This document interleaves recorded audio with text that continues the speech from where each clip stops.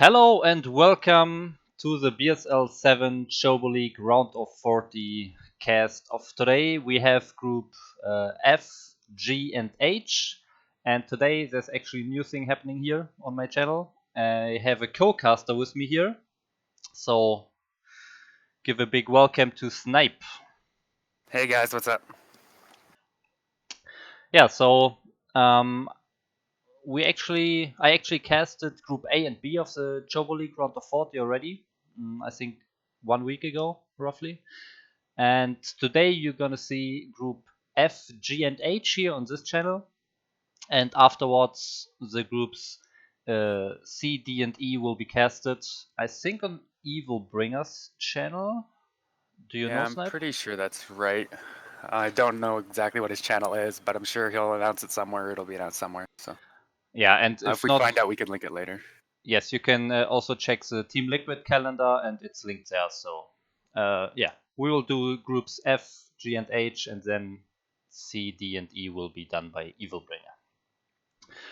Okay, and I guess we will introduce the players of Group F now.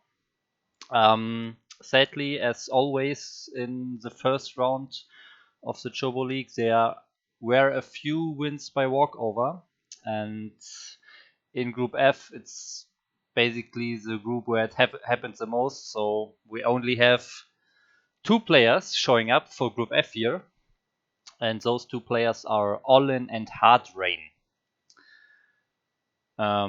Yeah, so since basically two players advance from the group, they both advance already, but we will see a nice game anyways. Yeah, hopefully it's a good game, since we only get one game out of this group. I believe that's going to be PVZ,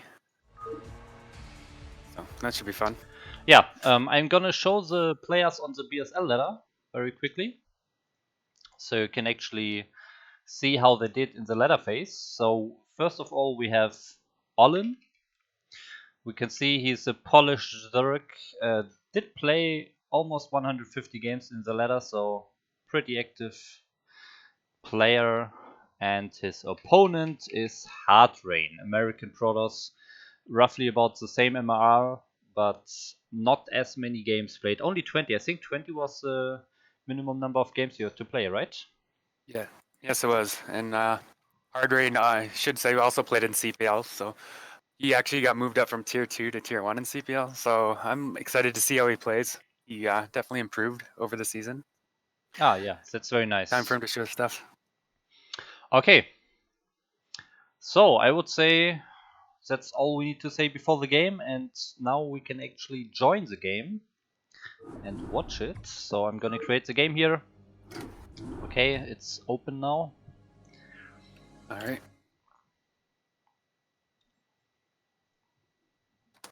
Okay, we have Evilbringer in the chat. Hello, Evilbringer. So yeah, everyone watching, if you want to see group C, D, and E after this cast here, just make sure to follow Evilbringer's channel, who's right now in the chat. Okay. All right. Looks like this one's played on Sylphid. Yeah, Sylphid. I mean, by now, I think everyone knows all the maps, especially Sylphid was a very common map in the ladder and in various tournaments some months ago. So, yeah. It's definitely a popular one. I like playing on this map, so. Okay, so let's get into it.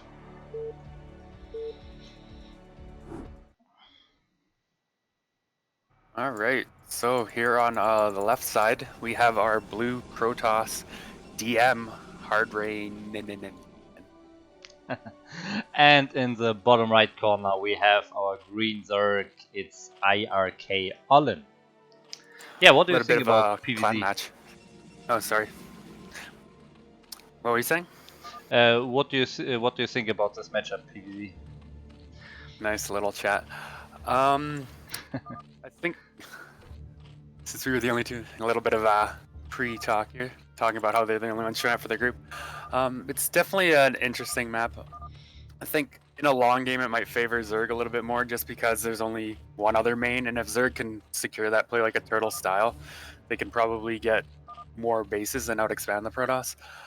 But that's only if it's a long game. There's a lot of things you can do early, and I don't know much about Hard Rain, but I do know that he tends to be an aggressive player, and I don't really know anything about All In, so we'll just have to see how this goes. Yeah, I've actually, since some of you might know, I already casted ChoboLeague as well.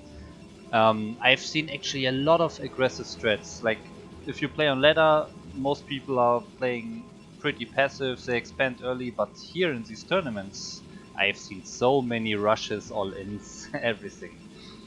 Very interesting. Alright, looks like pretty standard here from the Zerg, just opening with an overpool here. Still no Gateway or Forge coming out of Hard Rain. It looked like maybe he was gonna save to try Nexus first, but seeing the pool first, he's just gonna go ahead and get his Forge. Yeah, he's, I guess you can say lucky that he scouted the Zerg first, so he gets the scouting information about the pool timing and he can adapt his opening in his natural a bit better. And then got a nice little pylon block there on the hatchery, so forcing the Zerg to take his natural or his expansion somewhere else.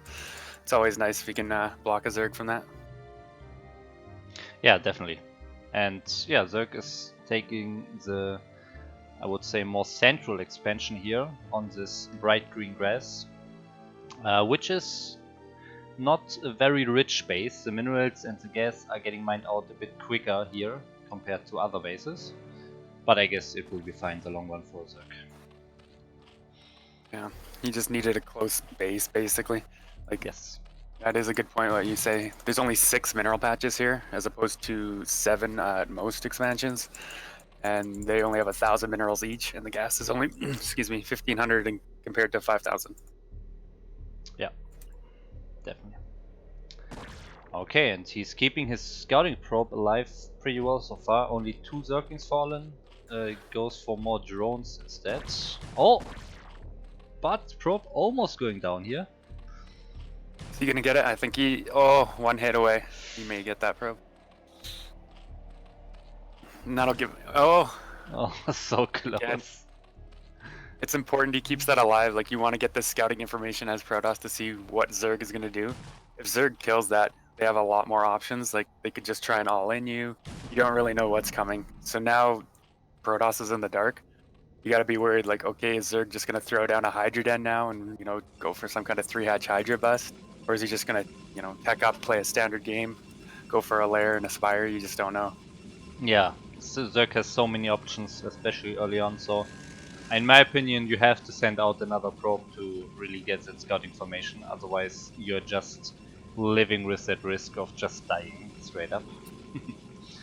Yeah, I completely agree with that. Whenever I lose my scouting probe too early, I'll try and get a second one in there. I just need to know what's going on. I just don't want to die to, like, Hydras I didn't see coming or a Ling all-in or something. And we have some comment here in the chat that the stream is not online on Team Liquid. Is that true? I guess it is, yeah. Don't know why, to be honest. Is that something you can fix real quick or something? I guess not. It has to be a Team Liquid admin. Okay. That's too bad. But I think it should be in the list of online streams. Yeah, but it's buried below all the Koreans. Okay, never mind then. We're just not popular enough compared to Koreans. Yep. Alright, so we do have a Zealot here sneaking out. Oh yeah. Found a nice little place to hide. The Lings still get a pretty good surround. Cute little micro to pick that off. Only losing 1 Zergling for his troubles. And actually more drones in the natural of Olin, so he's just making the Zerglings necessary to defend any attacks, but he's droning very hard behind that while getting his Spire. So what is there for Rain to defend those eventual incoming Mutalisks? Oh. It might just... Oh! Is he gonna pick off this cannon? Yeah, playing a little... He's not gonna die to this or anything, it's just a little bit annoying and Allin's gonna get a bit of a scout or try and kill a couple of probes. Yeah, and stuff like this can really keep the Protoss busy, so he's maybe forgetting to get that Mutalist defense. So far, I don't see any Stargate, I don't see any cannons in the main. He's just making a lot of gateways and zealots, and those are not the best units against Mutalists. Well, I'm not sure if he's even going to go Mutalist with only one gas. He can't really afford a lot of them. But he's actually making just a lot of Zerglings. Having killed that cannon, he might just try and bust him or go all in here or something. Oh yeah, like he's there's making actually a lot no of block. lings. Oh, this will be close. He does pick off another cannon there. Gets a few lings into the main. And this is just so annoying as Protoss to deal with. Like, it just shows how delicate it can be early on. You lose that first cannon, all of a sudden there's a bunch of lings in your base. It's like, okay. I mean, it looks like he should have enough to hold this off. But is he taking too much damage to, hold off any kind of follow-up here? I think his mining wasn't interrupted so much. He has a lot of probes mining in his main base, but maybe in the natural he lost some mining time by having to pull probes. But overall he didn't lose so many probes, I think. One thing I am noticing though is he isn't mining any gas now. Like, he doesn't have his natural gas, and his main gas is not being mined at all. So he can only make zealots. I guess maybe that was part of his plan here. He's just going up to 6 gateways and a bunch of zealots, but now we do have two Mutalisks flying in. And he's got nothing for anti-air except for this one cannon. And he's gonna just saying GG. Wow. do one Mutalisk. Or did all his zealots die? I didn't even notice. Yes, he had some zealots running into the third base and the natural here of the Zerg, but there are 2 Sunkens in each base, and there were also some more Mutalists defending, so all the zealots died. And I think having no defense in his mineral lines, when those defending Mutas actually arrive in the Protoss base, there's no hope for him anymore. Alright. Yeah. So I guess that means All In won the group. The one game and the group, and Hard Rain comes in second. Both advancing. Yeah, both advanced for sure. Don't forget, guys, sadly all the other players in this group did not show up, so this was more of a friendly match here, but both players advanced. And yeah, so it doesn't hurt that much that Hard Rain went for the risky strat here, going like 6 gateway zealot rush against a Mutalist build. Alright. So now we move on to Group G, because there was only one game in that group. Yes, Hopefully exactly. there's a few more games here. Okay, just to comment on this Team Liquid stream situation last time. My stream is actually online on Team Liquid, so it's always online when I stream. But that doesn't mean it will show up in the events. In the events, it has to be done by a Team Liquid staff member, because I can't edit the event. But it is in the list of all the active streamers, but there are so many Koreans with over 100 viewers, so my stream would be very far down. But it's not in the event list. Okay, so let's go to Group G. So looking at the players of Group G, as well here there were some walkovers, but we still have some players playing their games. Let me check which players we actually have in this group. 1 second. Okay, so it looks like we have Incomplete, REV. So a Norwegian Terran player. Terran, yes. Didn't play so many games, but yeah, doesn't matter, I guess. And then we have actually a clanmate of him in the first match, which is Vir, or VIR. Not sure how to pronounce it, just Vir, I guess. We can see them here. Oh, he played a lot of games, almost 180 games in that ladder phase. So compared to his clanmate, he's a very active player, it looks like. Alright. And then we have 2 more players in this group. One is Art of Turtle. Oh, Art of Ooh, Turtle. I know him. You know him? But do you know Yeah. the ladder account? That's the question. He's a Zerg. I think he did fairly well. Yeah, sadly he didn't use the same account on the BSL, so Oh, sadly did he I not? can't I'm find pretty him sure here. it's AOT. Just AOT on the ladder. Ah, AOT. Okay, thank you. Yes, that looks correct. So we have American Zerg here. That should be him. So this is AOT, which stands for Art of Turtle. And yeah, also in the same MMR range, maybe a bit higher. Played a lot of games as well, so he might be a favorite of this group. But we have one more player, which is Arca Kramer. Let's check him out. Arca. No, that's not him. Arca Kramer, here we have him. So, Spanish Protoss here. A bit lower MMR, not many games played. But yeah, we'll see what he can do. We have all the 3 races in this group, that's nice. That's good. Hopefully we get a good variety of matches then. Yes. So, as I already said, some people did sadly not show up, so we have those 4 players, and the way it worked out is that we actually start with the winners game here. Winners game actually means the winner of this game actually advances, I think. Wait. So this is basically Series 4. Yes, the winner of this series will, or this game will advance Which to game is the this? round of 16. It's game 4. Because I'm looking at it, there's like a game before the finals here. I'm just looking at the bracket. I So don't know, it's maybe I you don't have have that replay. incomplete against Veer here. Incomplete REV against Veer REV. Yeah, I have a game before that, before the finals, according to the brackets, but maybe we just don't have that replay. Yeah, okay.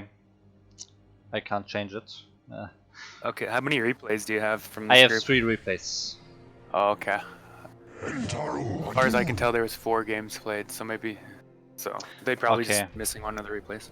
Okay, that's unfortunate, but nothing we can change right now, so we will actually start with the final of this group, which is incomplete REV against Veer REV. And yeah, the winner of this game will actually straight up advance to the round of 16.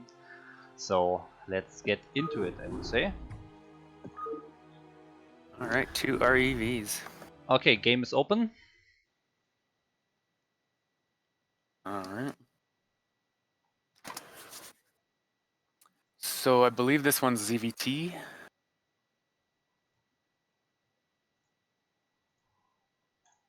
Ground Yes, Zero. should be ZVT. Ground Zero, very standard map. No super weird stuff on this map. Just very basic. And yeah, let's go. I'm very interested. There are 2 clanmates battling it out in the finals of this Clanmates group. battling it out. Yeah.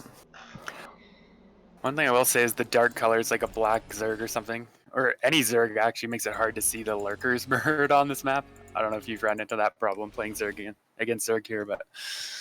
Yeah, it can happen, definitely. Also, there's those little holes here in this map, and those could be mistaken for a lurker if you just glance over the screen and don't have time to completely focus on it. Oh, there was some chat here. Okay. Okay, so I guess the first the first match that we don't have a replay of was somehow interrupted by router problems, so that's why. Yeah. Okay. Maybe that's why. It wasn't actually played, they just gave him the win, not a walkover, because the guy showed up, but he couldn't play or something. Yes. Okay.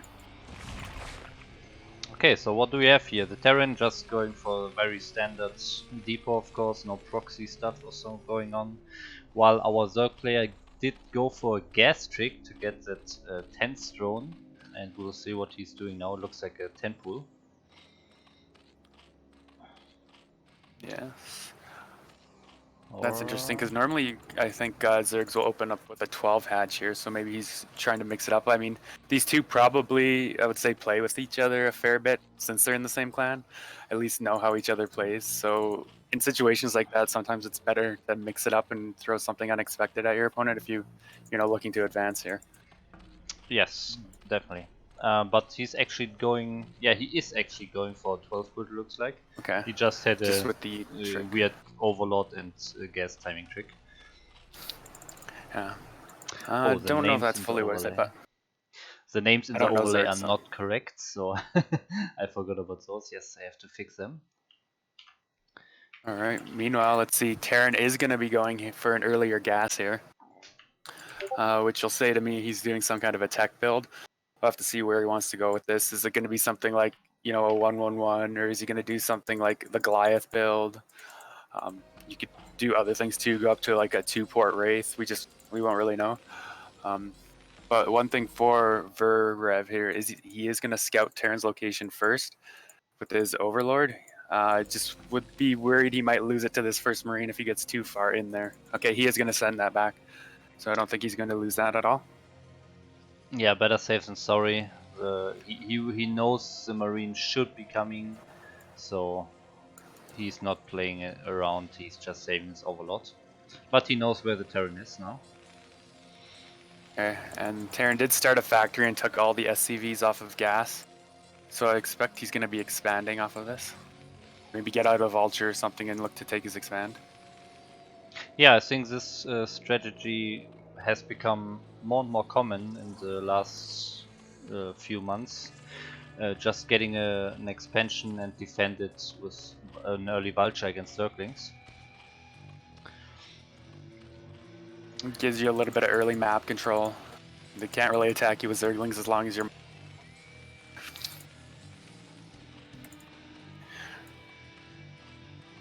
Okay, and we have actually Veer going for that very fast creep colony. So he is actually assuming that it's gonna be a vulture, so he's playing it safe, morphing it to a sunken immediately as well. Yeah, just super safe. Yeah, he probably assumes it because he's played him, so, they probably played so many times, and because it's, a popular build right now. A lot of people are doing it. Yeah, and meanwhile we have actually a third base in the bottom right corner here, which is of course not defended, but maybe he's hoping that Incomplete will not scout it. But there's a Marine actually going in that direction right now. Okay, so he may end up scouting this, and then one Vulture... Okay, he's going to build a colony there, so Vulture wouldn't actually be able to do anything once he starts droning that up. Okay, nice. So it doesn't just want to go for that hidden base and hope that the opponent doesn't scout it. He's just yeah, playing it safe and checks all the, how do you call it, dots all the I's? No, I don't know. Checks all the boxes, dots the I's. Yes, I guess so. Meanwhile, we do have a lair coming up, and I was just about to say I want to see if he's going to go for a Hydralisk Den or if he's going to get a Spire, and he did just start that Hydralisk Den. Yeah, so what does it mean? Will he just go for Hydra or will he maybe go Lurkers? I don't think he has enough gas to go Lurkers because he didn't take the gas in his natural. So it looks like we have some Hydra play here. Look and see if he gets an upgrade. I'm not sure, like, because why would he get the lair? Like, what's the lair for if he's not going to use any lair tech? That's my big question. Maybe he's going for some drops or so, we'll see, I don't know. But yeah, he's supply blocked sadly, so he can't use all the resources, all the lava. He has 3 lava at those hatcheries, couldn't use them. Had to build an overlord first. So little mistake here, I guess. So what is Terran doing in the meantime? He has the first few Goliaths here and the bunker. So we are going to see that Goliath build. Or some variation of a Goliath build anyway. I think common is to go up to 5 factories off of this. Okay, 5 factories, yeah. But it doesn't look like he can really afford that at the moment. I'm not super familiar with the build and how it works, but we'll see. Yeah, me neither. I don't know. I had a couple people on my CPL team learning how to do this build, so I should know it a little bit, but I don't know. See, it seemed pretty strong and powerful, so. Yeah, meanwhile he's also getting the first armor upgrade here. It's already 2/3 completed. And what about the upgrades of our Zerg player here? Ah, okay, he's just like one quarter done here. Has some Hydralisks and is actually building more Sunkens now, so looks like he's a bit scared. But if he's making a lot of Hydras, he shouldn't be scared in my opinion. Yeah, so it looks like the Zerg's response to this is going to be mass Hydra. He is getting like attack upgrades for those Hydras, like you pointed out, and his Hydralisk upgrades at the den. Oh, he actually has another evolution chamber in the natural, and he's getting dual upgrades here for the Hydralisks, armor as well, Okay, or carapace. very nice. Both of them are actually supply blocked at the moment. You can see that their money going up there a little bit. Yes. Maybe a little bit of nerves and sloppy play. I will admit, being the first to admit, you know, I was nervous going into my first BSL matches in the round of 40 there. You know, hopefully it doesn't show in my games, but you never know. Oh, and he's actually killing another Overlord, so the supply block of our Zerg player here is even worse now. So he really needs to get out some Overlords, but he's already building some. That's always nice. So we are getting up another factory here, 4th act. But we do have the Zerg moving up. It looks like we're gonna have a little bit of an engage here in the middle of the map. Hydras versus Goliath. Okay, Hydras are gonna push them back. Yeah, I think in those low numbers, I think Goliaths can't really win this fight here. He needs some more. He's adding a first tank to his army right now. Siege mode, I'm not sure, should be done, I would assume, but I didn't see it. Yeah, I'm not sure if it's done, but we do have Zerg taking a base here at the top right, but that lonely Marine from earlier has scouted it. Just gonna try and pick it off. I don't think that's gonna work for him too well with a couple Hydras coming up. Yeah, with Veer having the map control here, he can of course defend this expansion very easily. And he is still making a lot of Hydralisks. So what is the plan here for our Terran? Will he push out with the tank? Oh, we have the first engagement. Oh, he's coming in. He really needs like a couple of more tanks here with siege mode. Definitely, yeah. I don't know if he's gonna have enough to defend this, honestly. He's got a few units rallied up there that he should send down, but... Okay, he's pulling the SCVs to try and buffer and fight. Is this gonna be enough? I don't know. It looks like the Zerg is just doing it here. Yeah, I think he's just gonna run him over. I don't think he has siege mode. Yeah, okay, siege mode is just finishing now. Oh yes, I just saw it. Just finishing. Yeah. Seconds and, too yeah, late. Okay. There's the GG. So our Zerg REV clan member is gonna be the one advancing. Yes. Yeah, was a bit late on the siege upgrade here. He actually did research the Goliath range upgrade, the anti-air range upgrade first, and this was totally irrelevant in this game, so if he switches those upgrades he probably defends this attack, but I guess if you can't get any scout in the Zerg base, you can't know that. Yeah, had he known Hydras are coming sooner, I think he could have got a few more tanks out and that siege mode up a little bit quicker and would have been able to defend, but... Yeah. Maybe the way would be to build like 2 or 3 more vultures and run into the natural, just poke in a bit every now and then to maybe spot a Hydra or maybe more Zerglings. If there are many Zerglings, you can often assume that there's Mutalisks coming, but if there are no Zerglings, and of course if you see the Hydra you know it's Hydras. So yeah, but he didn't try anything of that, he's just not scouting, so he pays the price for it in the end. Yeah, looked like he was preparing more for Mutas to come Yes. or something. Okay. But he is not eliminated, right? So he just moves down to the losers bracket, losers final. So he still has another chance to advance out of the group. Yes, since this was the finals of the group, Incomplete moves now to the finals of the losers bracket. But first of all, before that's happening, we need to find out who his opponent will be in that losers bracket final. And to find that out, we have the match Art of Turtle against Arca Kramer, and that's a PvZ that we are gonna watch now. All right. I don't really know anything about Arca Kramer, but like I said, I have played with Art of Turtle before. He was on my CPL team in season 2. Oh, interesting. Yeah, I think he's got a winning record against me. We can definitely trade games, but I think he beats me a little more than I beat him. So he's pretty strong, Zerg. Okay. So, yeah, I would say we just jump right into it. Let's go.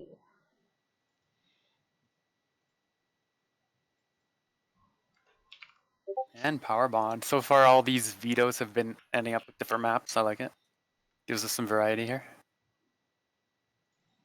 All right. Spawning on the top right here, we have our orange Zerg, Art of Turtle. And in the bottom part of Powerbond, we have our green Protoss, Arca Kramer. I will just call him Arca from now on. Yeah, it works. Arca and AOT are in Eternal. 10 patches. Seems Arca's happy about that extra mineral patch there. As he should be. Pretty nice for Toss having that a little bit extra minerals, especially if, Zerg's going to do something like Lurk Contain You. A little bit of boost there can help. Yeah, that's interesting. I actually didn't know that. Yeah, it's only half of, it's like 749 minerals, so basically half of a patch. Yeah. Still nice. Gives you some early boost, but after a while it's just a normal base when that's mined out. Okay. Yeah. Oh, I have to say the pylon is super far out. I was about to say, I don't know where he's going to place his other buildings here. This is going to be interesting looking wall. Maybe this will be a 2 gateway rush because of this. We'll see. Yeah. It could be. And on the Zerg side, we have actually an overpull here. Pretty standard stuff. And what do we have coming up here with this probe? 200 minutes and nothing so far. Oh, there's a forge. Wow. Yeah. Okay. That's... And I'm guessing he's gonna put the gateway beside it? I guess so. Wait, is he building it? Is he building the gateway just now? Ah, okay, he's not. Thank God. Okay, so we have that spawning pool almost complete, and Art of Turtle is going for an expansion here. Arca not be able to block it. So he does get that done. No problem. Okay, we do have a cannon coming out here. Oh, that's super interesting. Looks like he's getting ready to maybe build a second cannon. Wow. he's playing pretty good overcommitted to defense here. Yes. Yeah. Way too safe. You don't need so many defensive measures so early on. I mean, you have that probe in the base as well. You see what's coming. Okay, I mean, you see 6 circles now. So maybe now you could argument for the second cannon, but not before that.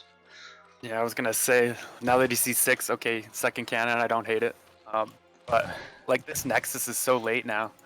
Like the time he starts mining his expansion, he's already gonna be pretty far behind, I think. Yes, definitely. Especially if he gets the gateway before it. The probe's sitting there. I have the feeling like he's sitting in a place where another cannon fits. Okay, and he's moving it down. Okay. That's good. Looks like he is gonna go ahead and get the gateway. Or Nexus, sorry. Yes. So at least he got that before the gateway, but still, these cannons have been done for so long and the Zerglings aren't even there to pressure it yet. So he definitely could have had that Nexus up way earlier. Yeah, I mean, you see, if you have the probe in the Zerg base, you can see if the Zerglings are following your probe or if they are leaving your base. And if you build the second cannon as the Zerglings are leaving the base, and you know, okay, they will arrive at my natural soon, it will still be enough. You don't need to commit to that beforehand. Yeah. Some maps the Lings might get there a little bit before the cannon's done, but if you can block or something too, it should be alright. Yeah, if you have and one it's not complete... the worst thing anyway. Yeah. Like, I was gonna say, if they're in the main too and they're building Zerglings at the natural that you can't see too. Then, but I like that he's sending out another probe to scout again, so that's very nice. That's very important against the Zerg. He could have a Hydra then up by now and actually rush you with Hydras. But this is not the case this time, but we have a third base on the top left here for the Zerg. And that probe should have scouted this hatchery. There should be 4 hatcheries there. And before gas, so to me this looks like it's some kind of like Hydra. Let's build like a 4-hatch Hydra, right? Doesn't necessarily have to be, but we'll see. Yeah. Oh, is he scouting that third base? It looks like he is. Yes, he is. Yeah, that's good. Nice. And his Nexus is finally just coming up here back at home, and he's transferring those probes and getting a Citadel. Okay, so we haven't seen a Stargate come out of any of our PVZs yet. Yeah, that's true. And I guess the Protoss are just totally fine with going for mass speed zealots and hoping that there are no mutalisks too early. Could be an adjustment to seeing that the later gas, knowing that he won't have a lair as quickly. But he is getting that lair up now and a Hydralisk Den. Yes. Oh, and the probe is even scouting the lair now, so he knows everything. There's some larva in the main not being used. Okay, now he used it. Okay, 6 more Zerglings in the main getting built here. Maybe he wants to go for an attack, but no, in the natural and in the third base are only drones, so just some safety Zerglings against those zealots moving out of the base. He's a mind reader, he knew the zealots were coming. He wanted to be prepared. Yes. Okay, and we have the Hydra speed upgrade going now, so we will see some Hydras soon, I would assume. He's gonna catch those zealots out on the map here. Nice little pick off for him. Gets those zealots. Yeah, definitely very nice. Those zealots are doing nothing. Just scouting or just forcing some Zerglings, I guess. But that's not really worth it to lose all those 3 zealots for basically nothing. Yeah, now his +1 speed zealot timing attack is gonna be a little less powerful. Yes. But actually, the speed will be done way before the +1 attack upgrade anyways. We'll see if he just goes with it on 0-0 with speed, or if he actually waits for that +1 anyways. So it will be a bit later then. He's gonna add a couple more gateways, going up to looks like 5 total. Yes. So he's gonna be committed to making a bunch of zealots here. He's probably hoping to do some good damage, or maybe even bust him here with this. Yeah, and speed is done now. So will he move out or will he wait here? The zealots are actually in hold position, so the Zerglings are not seeing the speed. If you were in his position, would you attack or would you wait for the +1? Well, I would wait for the +1, I think. But I would start the +1 before the speed, so that they finish at the same time, of course. That would be ideal, but in this case I would wait for the +1. Okay.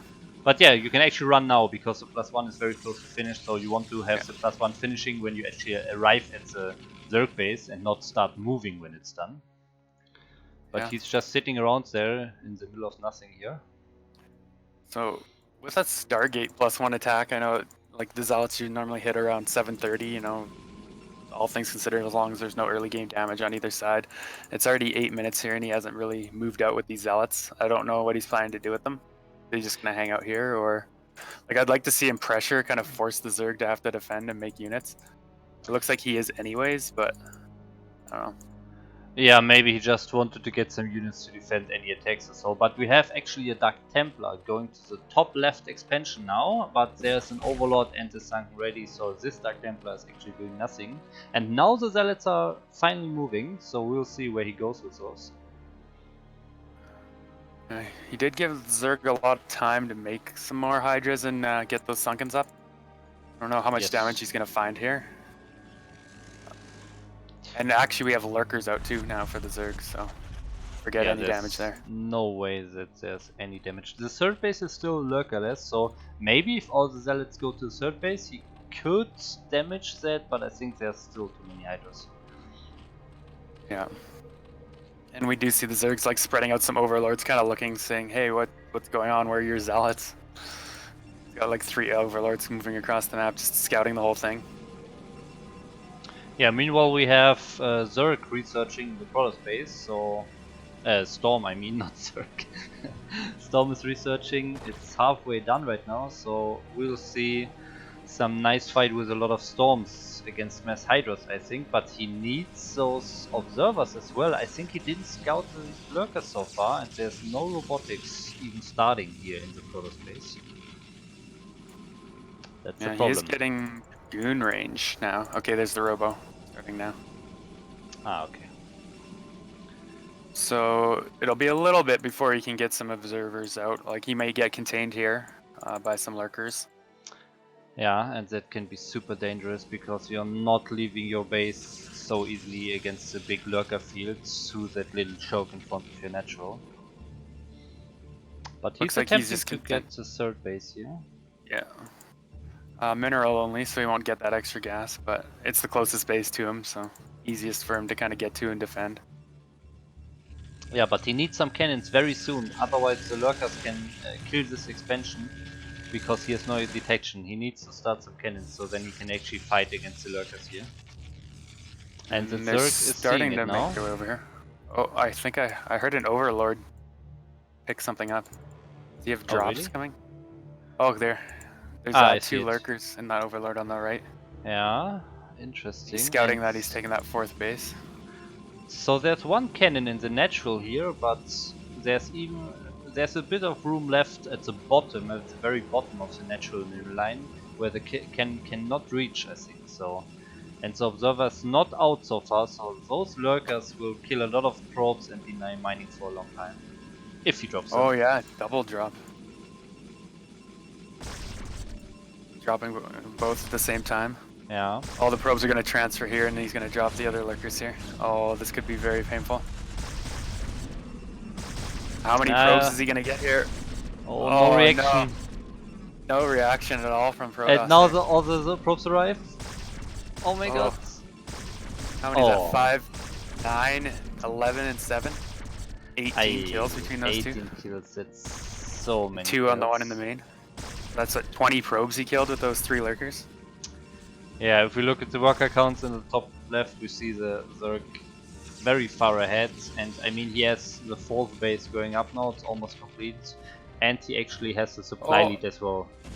He dropped a lurker. Oh no, in the other mineral line too. Wow. 22 kills 22 on that lurker. kills. Yes. Oh my god. That's so many probes. Oh, I can feel for this guy.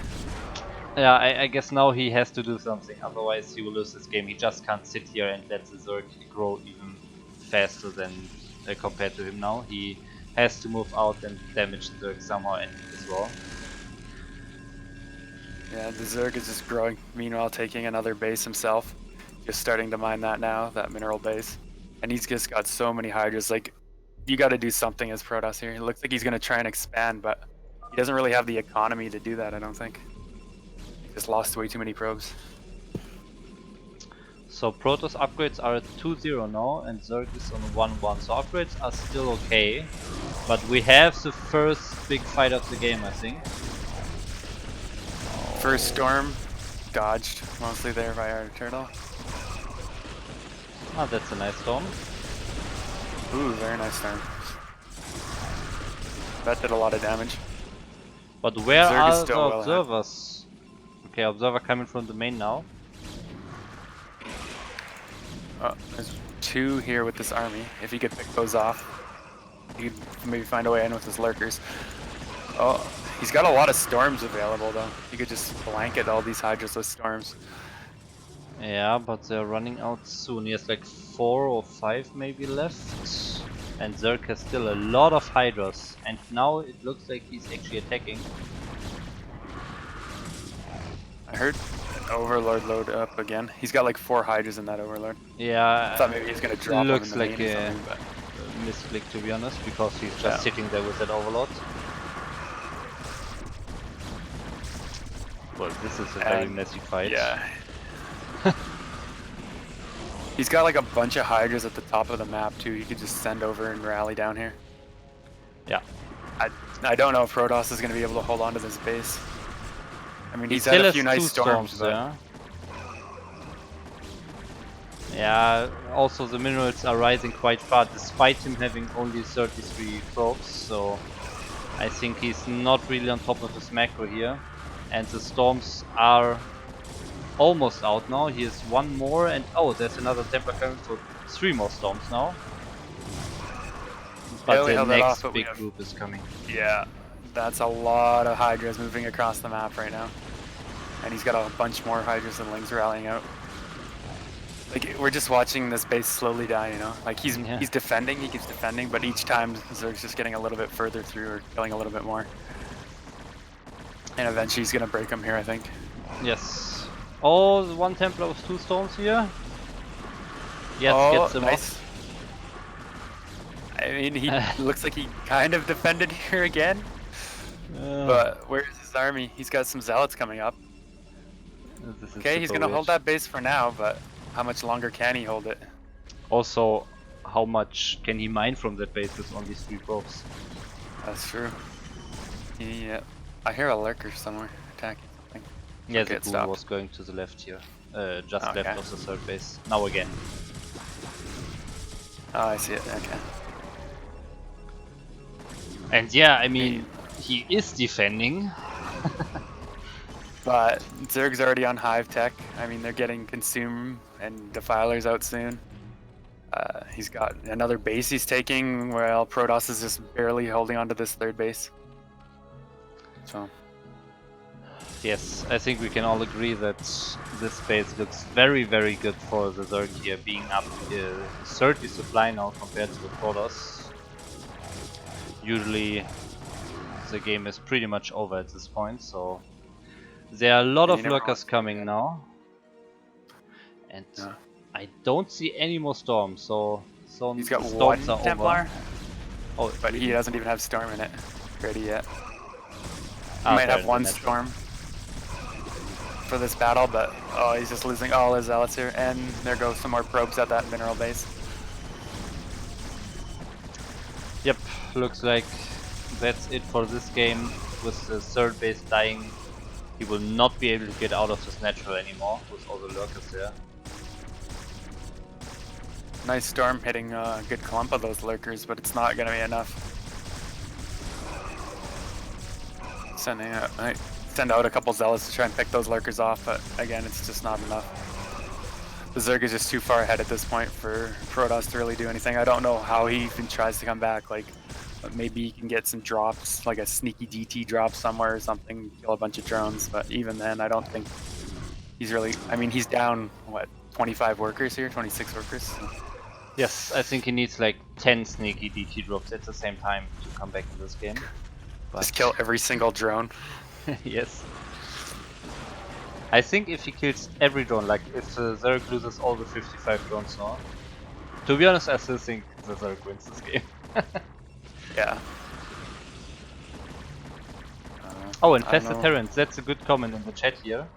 There's actually a neutral command center in the middle of this map, and you can actually infest this command center if you damage it a bit and hover a queen over it. You can actually infest it and then fly it to any landable terrain and build infested Terrans. But I guess we will not see this here. Have you ever seen someone take that or had someone take it against you? There was a Korean match where it was used actually, but I have not experienced it myself. Oh man. It was a hero, the Zerg hero against Oh yeah.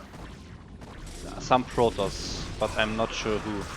But if you look on it, like on the StarCraft or Brutal Reddit, you will find it. It must be pretty high on the Brutal Reddit. Yeah, looks like the Zerg is double the supply here, so maybe he could go ahead and take that. I had a Zerg who wanted to take it against me, but I killed it before he could get it. Oh, okay. I saw he had queens hanging out over there, but... Yeah, I mean, this Protoss is still trying to fight his way out, but like, as we can see, Zerg is more than double his supply now. And he just he's taken over the map. And look at this army coming in here. Oh my god. So many lings. Even a Defiler coming up for good measure. Throwing down a Dark Swarm that's not really needed. And there is the end of our Protoss friend. Always sad to see a Protoss lose. Oh, we have Art of Turtle in the chat. Oh, Art of Turtle in the chat. Okay, nice. So congratulations to you for advancing to the losers finals, which is of course the second series where the winner can advance to the round of 16. So this is the last series we will see out of this group G here. So it is Art of Turtle against Incomplete, who lost the first final. And Art of Turtle lost to him originally, but that was because of router issues, I guess. Oh, that was the same game actually? Okay. So we'll have to see if those issues got sorted out for this game. They can actually play it. How it would have gone. Yeah, we'll see about that. So the game's open, you can join. Alright. Well, I don't forget the scoreboards, of course.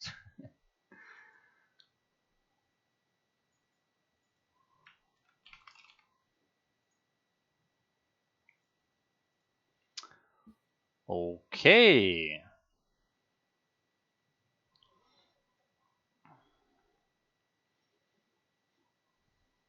So I would say we go for it. Yeah. Alright, I'm ready when you are. No more comments about this game in the chat, so we will go to the next game. Weird thing about this group is we didn't play. I had thunderstorms that day and had to reset.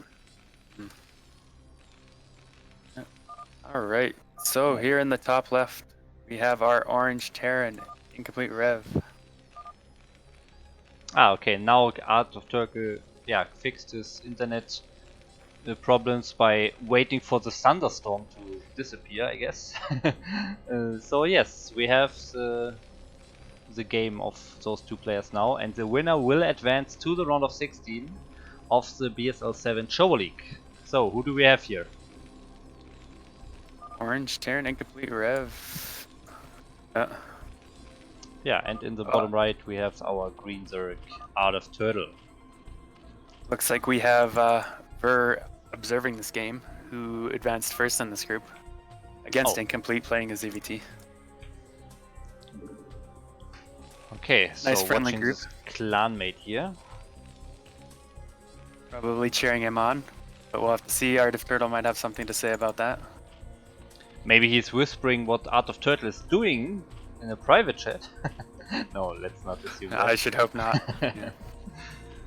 Okay, so we have an overload building here for Art of Turtle. Let's see if he goes for the 12 hatchery or 12 pool. I'm expecting probably 12 hatch, but I think 12 pool is viable. Gets your gas or your mutalisks out a little bit faster, I believe. Yeah, he's just gonna go for that 12 hatch, it looks like. Yes, and also scouting with that drone, wants to make sure that there are no proxies going on, I guess, wants to see what's happening in the Terran base. Yeah. And we are gonna get that gas again. So do you think he's gonna go for that Goliath build again? Is he gonna try mixing up and do something different? I think he will go for the Goliath build. I see it so much for every TVZ nowadays, so let's see. Yeah, Terrans have been having a lot of success with it. for sure.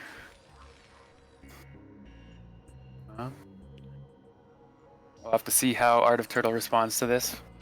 Like, what's the answer? Is he going to go Hydralisks as well, like Ver did, or is he going to try and going like Mutaling against this? I don't know. He is going to scout it soon. In the ChoboLeague that I casted 3 days ago, we actually had a wonderful game with almost maxed out Mutalisks against maxed out Goliaths. And it looked very well for the Zerg until the vessel count was actually above 3 or 4. Then the tide switched to the Terran's favor, so that's definitely something that the Zerg has to be aware of. He can't stay on pure mutas against a lot of irradiates here. Yeah, so they're good against Goliaths in high numbers, but not if there's some irradiates mixed in. Especially, Definitely. you know, if they get all clumped up, it's just like, oh, so many Mutalisks dying. Which I don't mind seeing as a Protoss player, but you know. Yes, I don't think our Zerg friends would like that. Okay, we have that SCV scouting, trying to get into the main, but it looks like he's not doing it. The Zergs can kill him on the ramp. Oh, yes. Oh, he almost got in. I don't know if he saw that third hatchery building. I don't think he quite saw it. I don't think so either. Yeah. So we have the first Vulture out for the Terran in a few seconds, and he's expanding. So pretty much the same build that he did earlier against his clan mate. Yeah. And the Vulture is finding the Marines. See that match. All the weapons. Oh my god. Oh, Vulture almost getting caught here on the ridge. It's one hit from death. Yes. Oh, is he gonna get it? Oh, those Lings almost got it again. It's like a dance. Oh, he does get it. Oh. That's never something you want to see. Losing that first Vulture to a couple of Lings. Yes, definitely. If there would be more Zerglings coming, it would be very bad here for him. He couldn't defend his base because there's actually no Vulture and no Marine building here. There are only 2 Marines. Oh, he's gonna slow that armory down. That's a nice little pick off. And now Art of Turtle should know exactly what's going on. Getting a full scout off of the Terran, seeing the expansion and the armory coming up. Yes, and we have a second factory, so what's going on in the Zerg side so far? Still a lot of drones being built, and the lair is 2/3 done. And we have the second gas actually going up in the natural, so maybe we see some Mutalisks, we'll see. Yeah, I'm thinking this is probably going to be some Mutalisks this game. We'll see when that layer's down. I don't see a Hydra Den started yet, so I imagine we'll just see that Spire thrown down here as soon as that layer finishes off. Yeah, I think so. And okay, getting 2 more factories now on the Terran side. And finishing up that armory. So, where's the Spire? Okay, yeah, there we go. Spire started in the natural. Okay, so can that Vulture who's going across the map here, can he actually get in and scout this? There's Speedlings out right now, and the Speedlings are catching the Vulture again. Oh no! Losing another Vulture to a few Lings. Yeah, that's very unfortunate for the Terran. You need that scouting information, you need that map control to see what the Zerg is doing, but he's just confined in his main base in natural now, and he's just getting harassed even losing SCVs. He's even gonna get it. Yeah, doing a nice little harass. I mean, he's being good at keeping active with those Lings. You know, he killed an SCV too, getting some scouting, so I'd say this is definitely looking good for Art of Turtle at the moment. That's not to say this game's over by any means, but I'd give him a little bit of an advantage at the moment. Yeah, he makes sure that he's not gonna be supply blocked when the Spire finishes as well. Has built some Overlords in preparation, and the Spire is finishing now.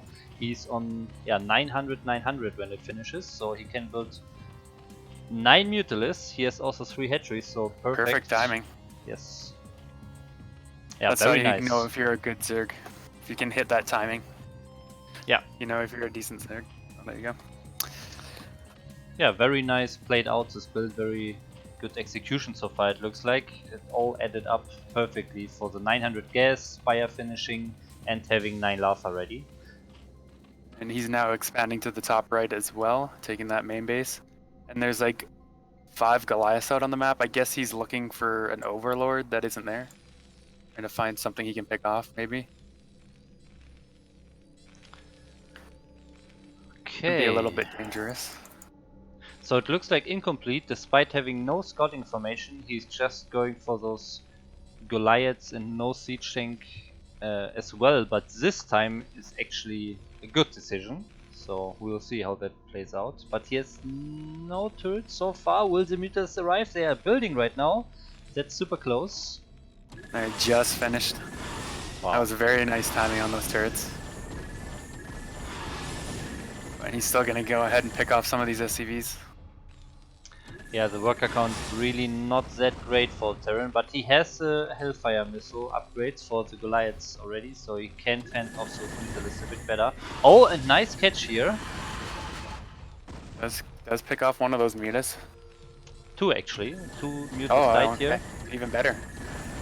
And a lot of damage to the Mutas again, so the defense is quite nice now after losing those initial 5 or so SCVs. Now he actually can defend it. But what is the plan for the mid game here? Will he take a third base or will he just go for a massive Goliath attack here? Looks like he's adding on another factory now. So it looks like he probably will be committing here to more Goliaths. Maybe throw in a couple of tanks at some point. That SCV should see those scouting. Okay, drones being transferred. So he should know where the third base for Zerg is now. Yeah, I hope he actually paid attention and looked at that. I did see the SCV move after, so I think he probably did. Ah, okay, very nice. We'll see. Meanwhile, we do have Zerg diving back in to try and find some more damage, but those Goliaths are ready to hold him off. Yeah, but so what is Art of Tell doing? Is he just going for more Mutalists? No, it looks like he's switching to Hydras now, so he's satisfied with the damage from the Mutalists and forcing a lot of Goliaths out. And since there are still no tanks, okay, actually one tank now is ready. I guess it can be a closer game. The siege mode upgrade is not forgotten by Incomplete Refs this game, so it's already done in a few seconds. So he has the second tank building, so he is prepared a lot better against the Hydralisk this time. And at the Evo chamber, he is getting the Hydralisk or missile attack upgrades. So the Hydralisks are going to be more powerful. I think he's looking to maybe stick with these for a while before going into any other kind of unit composition. And he's getting those Hydralisk upgrades as well. Hydra range. Okay. So, look, what do you think he's going to do? Is he going to prepare for attack, or maybe once the Terran moves out, he's going to try and get a good surround on his army or something? I would assume Terran is just going for an attack to the third base, maybe. Yeah, he didn't start his third base himself in his main base or somewhere else, so this attack really has to work somehow, or has to do at least a little bit of damage, otherwise he's in a very bad position against this 3-base Zerg. So yeah, if Zerg can get a good surround and kill off this army without taking any damage to any of his bases, and Terran's probably not going to be in a good position. And actually looks like we're going to have a counter backstab coming out of the Zerg. Oh my. Wow, he's adding a lot of sunken from the natural. Yes, it looks like he's just wanting to commit here. I don't think there's any way Terran holds his natural, but Zerg is going to lose his natural as well. Yeah, they're both gonna kill his opponent, but all the Sunkens here getting ready for the Zerg player, and also some Hydras sitting in the natural. I think he can pick off a lot of Terran units in the process. Yeah, while he could kill the Terran natural and save his own, then he'd probably win this game. But it looks like he is going to lose that base, so both of them trading naturals here. Yes. Okay, this has become very interesting now, but I see, yeah, the supply is a bit higher for the Terran, but that's normal for TVZ. So I think this game is actually pretty even. So can he pick off those units coming here? Back now. He's gonna come try and save his base. I think he will clean this up. He's got like a bunch of Mutalisks about to hatch or something. Yeah, but the hedge is going down right this moment. No, he stopped attacking it. 27 HP. And the Hydras are Those just running Hydras- by. Oh my god. Oh, is he gonna kill that hatch at least? Okay, he does kill the Yes. hatch. But he's also gonna lose this army. He's sending a bunch more Goliaths across the map. I don't know if that's gonna be enough. There's so The many reinforcements Mutalisks are out. late. Oh man. Now he's gonna actually go up and try and take out this third base maybe with these Goliaths.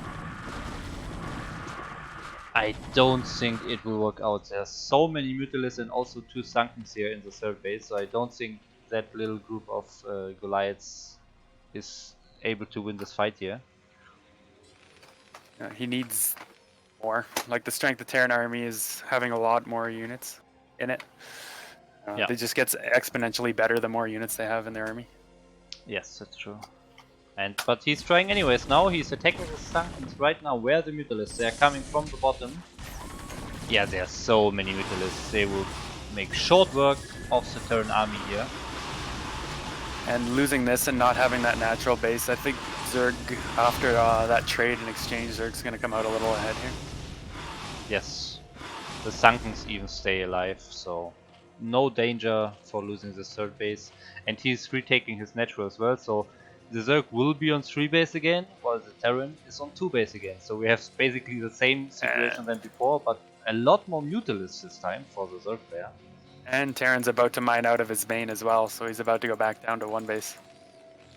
Oh yes, while the Zerg still has a lot of mineral patches here in his main base, so looks pretty good for a Zerg player.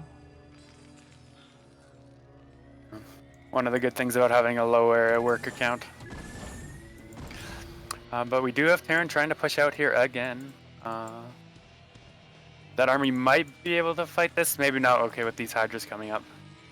I think Zerg should just win this fight again. I think so, yes. Might be close. See? Although half his army isn't really engaged. Okay, there. I never really know how these, Goliath, tank, Hydra, and Muta fights are gonna go, but it looks like the Zerg is gonna clean this up. Yeah, he just has more units, and now Terran looks like he has almost nothing left. The main is almost mined out now, so he can't keep up the production, I think. And against this 3 base Zerg, it will be very hard. And Zerg looks like he wants to finish it even now. Yeah. I mean, Terran's pretty defensive, unless you're really sure you can beat him. It's often not advised to just dive in on a Terran, unless you have like really overwhelming numbers. But the Terran does defend for now. I don't think he's going to be able to defend, another big attack on a Zerg though. Yeah. Also, let's see. Let's check all the other things in this game here. The upgrades. The Terran is not upgrading anymore, staying on 1-1. What are the upgrades of Zerg? Oh, Zerg is actually keeps the upgrades. So he's upgrading the second attack upgrades here. Is there another evolution chamber somewhere? No, I don't see one. Zerg is taking a 4th base at the same time though. Yes. And he is adding a second Evo chamber and a Queen's Nest. I was gonna say he's still not on Hive, but that Queen's Nest is coming up soon. So. Yeah, and if Terran can't do anything against those 4 bases soon, then he will have a very big problem going into the late game here. He did get Zerg cancel that natural with this attack, so that's a little something, I guess, for him. But I mean, maybe if he can kill this base, he's right back in the game. I don't know. Where are the Mutalisks actually? Did they all die? Oh, he must have lost them all in that attack at the front. Yeah, it looks like it. It's so take a little while for those Hydras, yeah. Yes, no Nidus here, so he can't reinforce this base very quickly. So maybe Terran could actually break it. It would also be a nice thing to just defend this ramp here on the top right position. So then he can make sure to kill that expansion and maybe even trade very well against the Zerg. But the Zerg is not even defending; he's counter-attacking here. Yeah, it looks like he's not interested. And actually, I don't really mind this because this is Terran's only mining base. If he can deny this, all he has to do is just kill the Terran's army off and he wins the game, right? Yeah, and this time there's no siege tank here, only Goliaths and SCVs against so many Hydras. I mean, yes, he That's has a a lot of lot of SCVs, but still losing all of those, even if he defends it in the end, it will not help him either. So It actually looks like he's probably going to defend, but he took a lot of economic damage losing all those SCVs. Oh. Those Hydras are just taking free damage. Yeah, there you go. He like hold positioned and they weren't attacking or something. So actually, still a lot of SCVs here around for incomplete. So he has enough SCVs to mine out of one base. I mean, he only has one base, and actually the Zerg is reduced to 2 bases, and the main is not super healthy either. So if incomplete can get 1 or 2 more good trades, he could maybe come back in this game. Yeah, like killing that base was definitely a step in the right direction to getting back in this game. This attack has to go well for him though. I don't think it will, but there are 3 siege tanks, but just too many Hydras. Also very nice concave here. Yeah, that was a very good arc, and he did get on top of those siege tanks.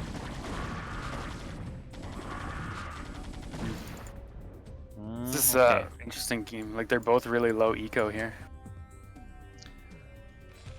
Yeah, so... Oh, there's even a 5th factory now, so... Being down to only 1 base triggered him to make another factory, it looks like. So we have a lot of production for the Terran, but I'm not sure if he can even support it with that single base here.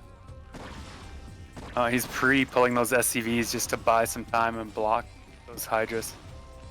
He knows he can't die here. There's actually a Mutalist somewhere. Yeah, the Mutalist at the left, at the 9 o'clock position. Oh, is that mineral only there? Oh, there's 2 Mutalisks, okay. Oh, and now 3. He is pulling the voice, actually, so he's going for an all-out attack. Yeah, this has to work. Bring those SCVs from your main too, yeah. He figures he has to kill him now or it's nothing. So we're gonna see this game end one way or another. It's either gonna kill the Zerg or Zerg's gonna defend this. Yeah, but there's so many Hydralisks, he really needs to make sure to save his siege tanks, otherwise if he loses those siege tanks, he will lose the game. Yeah, that's the important part here. Gotta keep those tanks alive. And we do have a bunch of Hydralisks. Looks like he maybe wants to go for some kind of a counter. I don't know, there's a bunch of Hydras at the top of the map, I'm not sure what they're doing. Okay, they're coming back now to try and deal with this. Oh, and yeah, Zerg is doing a very good job by just being patient and getting out as many Hydras as possible before he's gonna get one of those tanks. Yep, he killed one. He's gonna pick off that other tank. Okay, I think that's it. He just has way too many Hydras. And he knows it too. Taps out. GG. Alright, nice game. That was an interesting one. Yeah, so that means Art of Turtle takes his win in the loser bracket finals, and that means he advances to the round of 16, so congratulations to Art of Turtle here, who is also in the chat here. Yes, congratulations. We'll have to see how he does next round. Yeah. Yeah, losing that first game by walkover, or by... Yeah, I guess you can call it walkover if the game was interrupted and he had to give it up.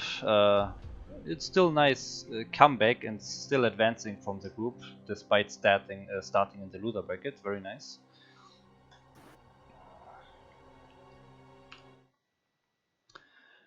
Okay. Alright.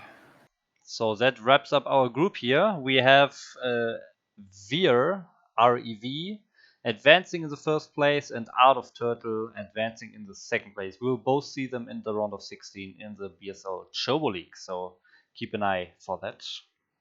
Open for that. I guess that means we move on to the last group for us for today. Yes, we have one more group to cast for now, which is Group H. That's correct. And I will quickly open it here. And so what happened here? So we have the first game actually not getting played, so this was a walkover, but then we have the second game and the third game played. So yeah, second and third game both in the winner brackets, if you want to call it like that. Yeah, we'll just jump right into the games after I take a look at the players. So first of all, we have a Zerg player with the name of June here, which I can't find in the BSL ladder, sadly. So if anyone what was has his an info, name? Zerg I can't player remember his June. name. I should know it. He was on my team in this last CPL season. What was his name on here? Maybe it's just UNE underscore UNE. UNE Okay, let me see. Oh, that's underscore yes, UNE. correct. Nice. So at least I see that name, and there's also a little underscore in front of the name, and in the BattleNet we have actually an underscore after the name. So I guess it's the same person. He likes underscores. Yes, so he played 25 games. MMR is around 1.3k, so yeah, not super high, but being a Zerg, of course, he has a chance to win this tournament. None, just kidding. I agree with that. So the next player here is Grey Shades. Grey Shades, Swedish Protoss player. Over 100 games with 1.55k MMR. So he's a bit higher, played a bit more games, so definitely has a good shot of winning this group, I think. So then the third player we have Buck with a double G in the end. I hope that's not what he writes at the end of his games too often, at least not first. Played 150 games here in the ladder, very active, and at 1.7k MMR. So he's definitely the highest so far in this group. And we have another Protoss here, third Protoss in a row, Fat Raichu. Or Raichu. He's also known as Gorgonoth. Gorgonos? Gorgonoth, yeah. I got him. Yeah, around 1.5. Yeah, go ahead. Exact same MMR as the guy above him, Grey Shades in his group. Yes, that's actually pretty funny. They are both very equally skilled, maybe. Okay, I think that's all we have in this group. Okay, yes. So those four players, we have one Zerg with the name June, and then we have three Protoss here, and no, never mind. Bug and Grey Shades. Who was Buck? Buck was actually the one with the highest MR here, so I guess he's our favorite to win this group. But we'll see how the games play out, and I would say... Oh, there is a Zerg in the group. He might be the favorite. maybe. Oh, thanks, Art of Turtle, for subscribing here. Really appreciate it. Okay. And also thanks for following Mr. Smoked SC. Thank you as well. And Evil Bringer earlier as well. Yeah, go ahead. I was going to say, actually, two of the people in these groups were on my team this past CPL, Gorgonoth and June. So I'm familiar with both of them. I'm looking forward to seeing their games in this game, this group casted. So okay, should that's be fun. Nice. Okay, I created the first game now. So that is June against Grey Shades, PvZ. All right. And I will, of course, fix the scoreboard here. Ground zero. It's the most common map we've seen today.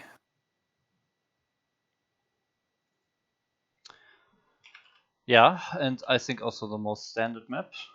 So let's see what they play on this map.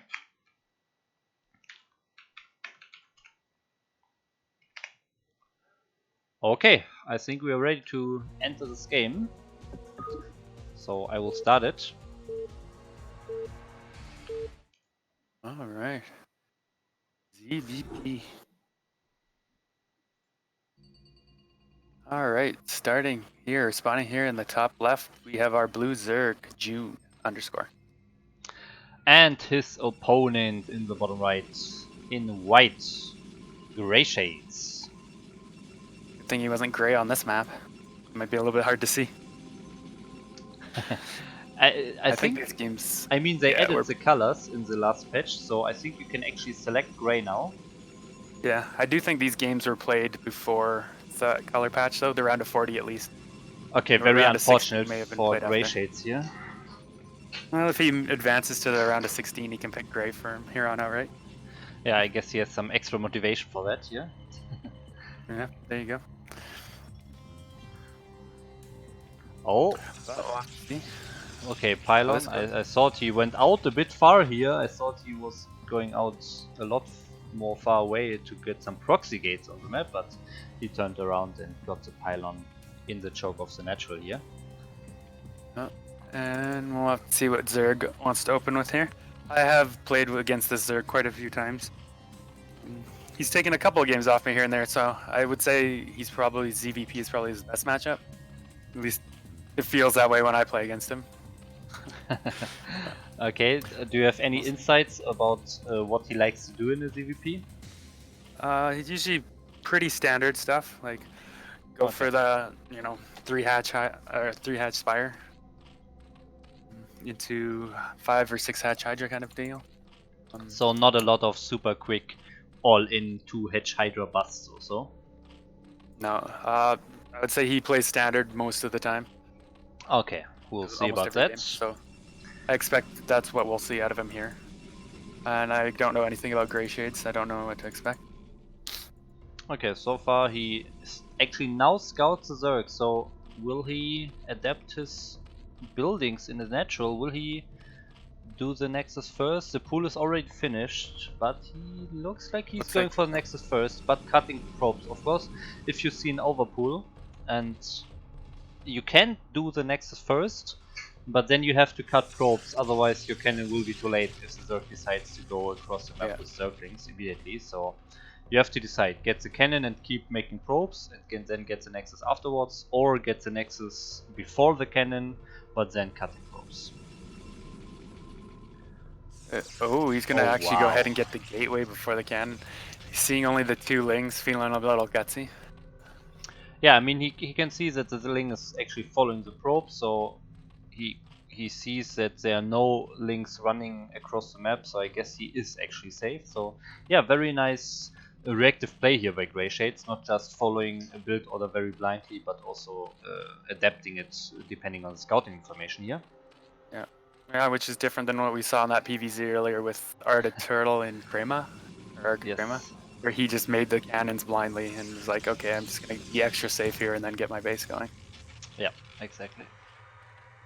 And I mean that's differences you'll see, between higher and lower players too, right? It's like these players can adapt more correctly, I guess, and get little advantages from that. So his Nexus is going to be up, and he's going to be able to start getting that ink a lot sooner than we saw the other guy get. So yeah, and we'll see what he does with the early gate. Will he opt for a early Zealot, or will he go for that Cybernetics core and maybe get out an earlier Citadel or Starport? So far nothing actually going up, no Zealot, no Cybernetics core, but he has the minerals. Okay, Zener, he just started his Zealot now. Okay. Yeah, but still on 300 minerals after that, and still not having a core starting, so that's a bit unusual.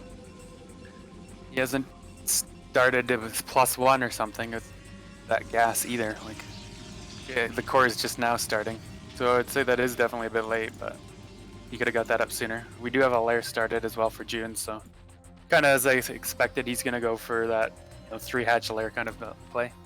Yeah, looks like it. And Grey Shades is still scouting with a probe here. Maybe he can spot the third base on the right side. Oh, he did send that first Zealot across the map. Or is sending it. Maybe looking to poke, get a bit of scouting down if he can. Don't think he's gonna get much done with 6 Zerglings here though.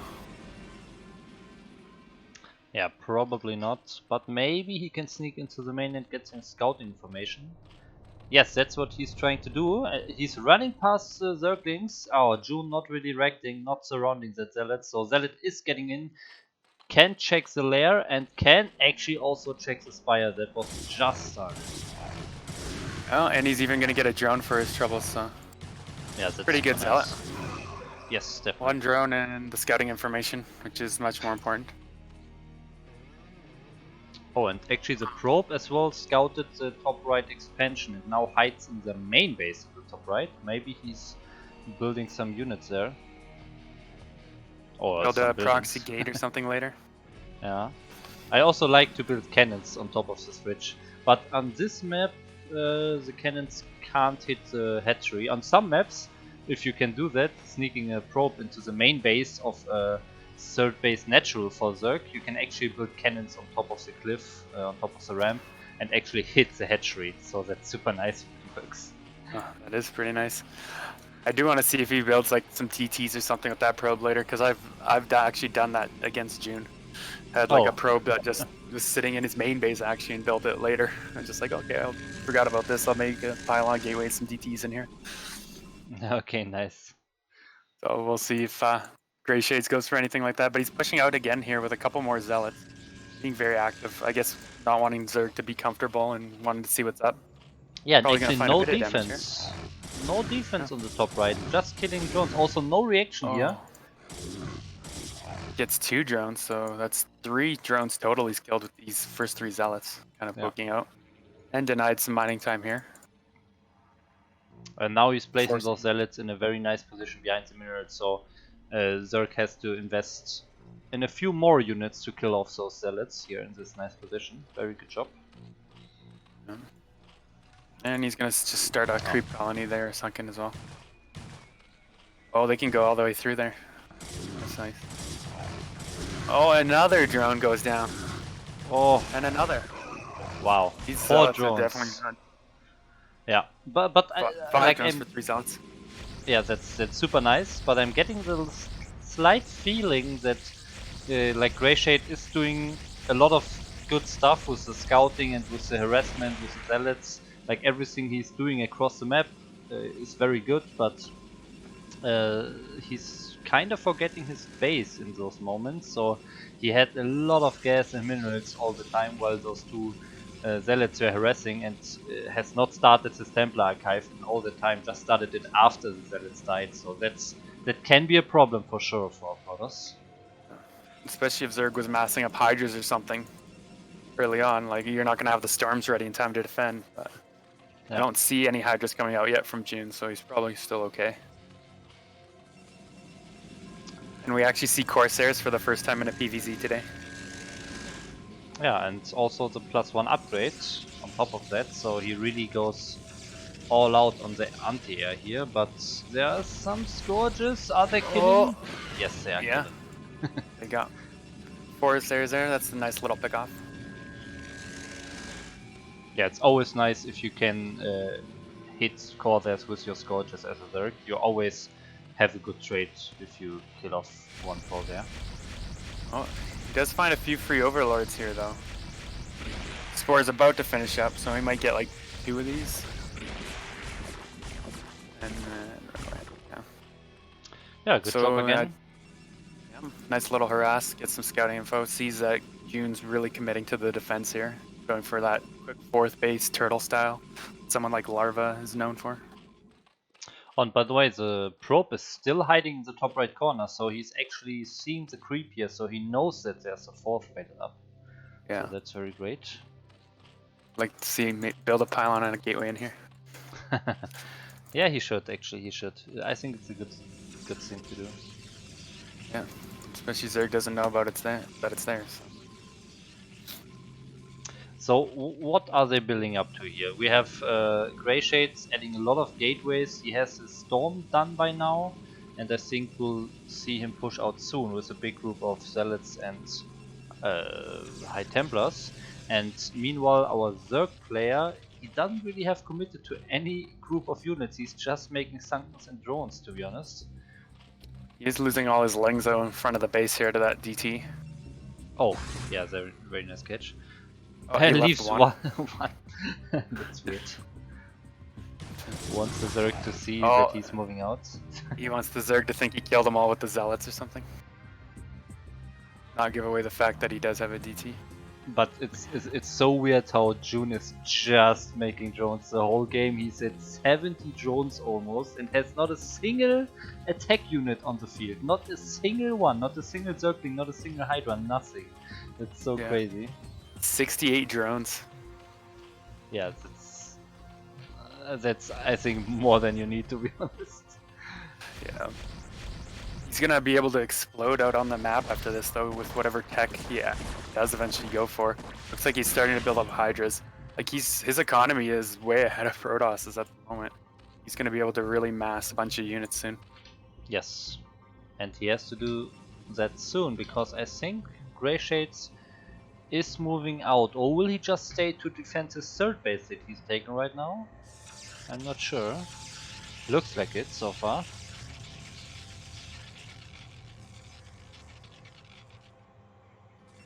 June's actually adding even more Sunkens and stuff now too at his natural base.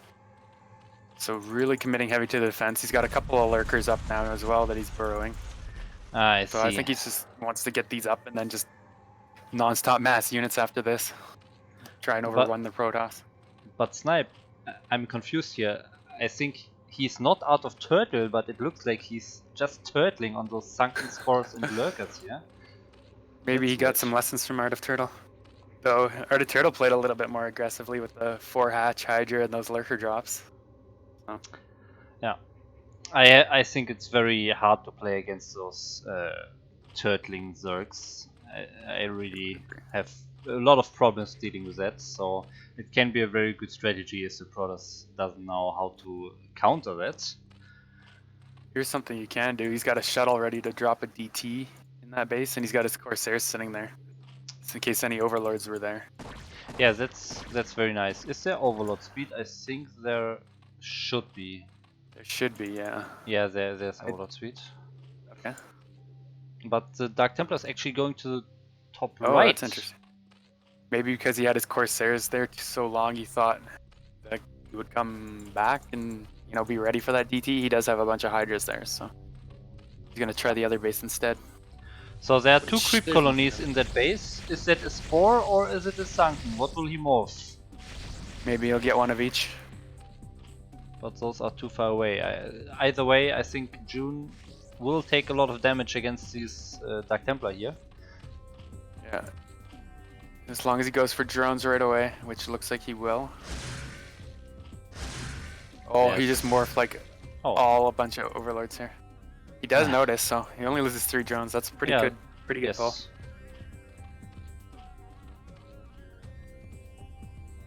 Also, is there an observer actually for the Protoss? I don't see one, so he has to move back. He can't lose his army into the field of lurkers. Oh. He does kill that DT. And Spore finishes, so. Yeah, so Zerg sitting on many drones on 4 bases, so he's in a very good position. But I think Protoss is doing one thing right for sure, that he is expanding himself rather quickly, because June is not really very aggressive so far. He's super passive, so Grey Shades is just taking that info and expanding himself, so that's nice. Would like to see his army maybe roam or pick off a few units somewhere if he could, but overall, I mean, if he can get this 4th base up and running and defended, he's got like 1 cannon there now, which if June saw that, he could probably just run over and kill it. But if he can get that base defended, then take another base or something, he'd be in a good spot. He's actually looking around with this army for another base that isn't there, but trying to find somewhere. June is a bit too passive maybe. I mean, he has a very big group of Hydras and Lynx, especially in the natural. But even taking a group of 12 Zerglings and just scout around the map, checking for bases can be so important for the player. But he's not doing it. He's just sitting on his 4 bases and doing nothing. I agree. Like, he definitely could have denied this bottom left with just a few Zerglings, like you were saying there. Yes. Now he is moving out with a few units and does see that Protoss is out on the map here. He's got a lot. He's actually ahead of Protoss in supply at this point. So pretty close, but Zerg being ahead is usually bad for Protoss. Yeah, and our prospect is just sitting in the middle of the map here, has his fourth base completed in the bottom left. And I mean, you usually say Zerg should be ahead one base, so our Zerg player got 4 bases very quickly, so that is super nice. He got a lot of drones, so he was definitely ahead in economy, but it slowly becomes more equal, and I think with the fourth base being up and mining, I think Protoss is actually in a good position economically. Yeah, he's actually going ahead and taking his 5th base there as well.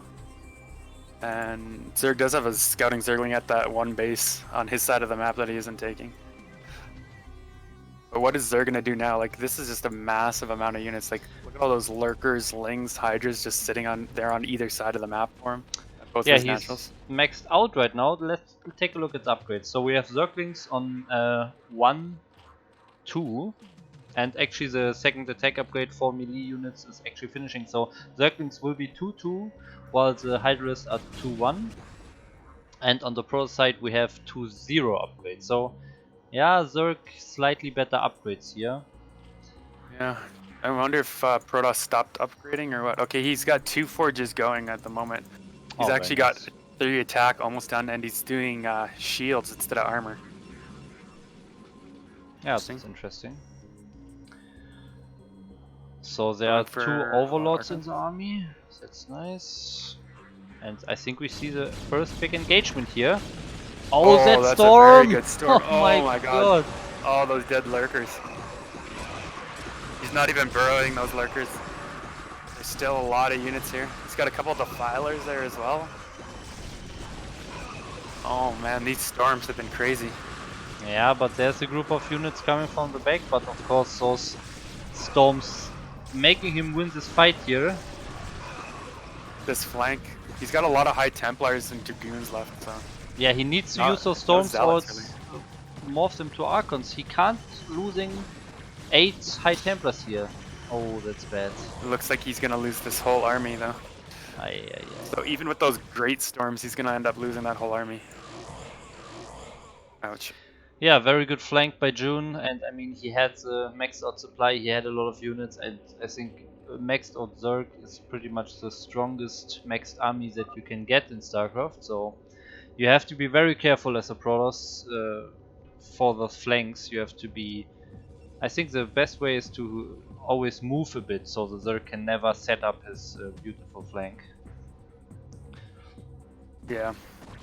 You gotta keep that army active, moving. You gotta like do something to slow the Zerg down too early on, especially if they're going for a turtle style, or just take faster bases yourself. Yeah, and he's trying to do that in the top right. He just had a shuttle with the Reaver going into the natural, which was actually killed by 2 Hydras, and he didn't drop out the Reaver. That's a bit sad. That's unfortunate for him.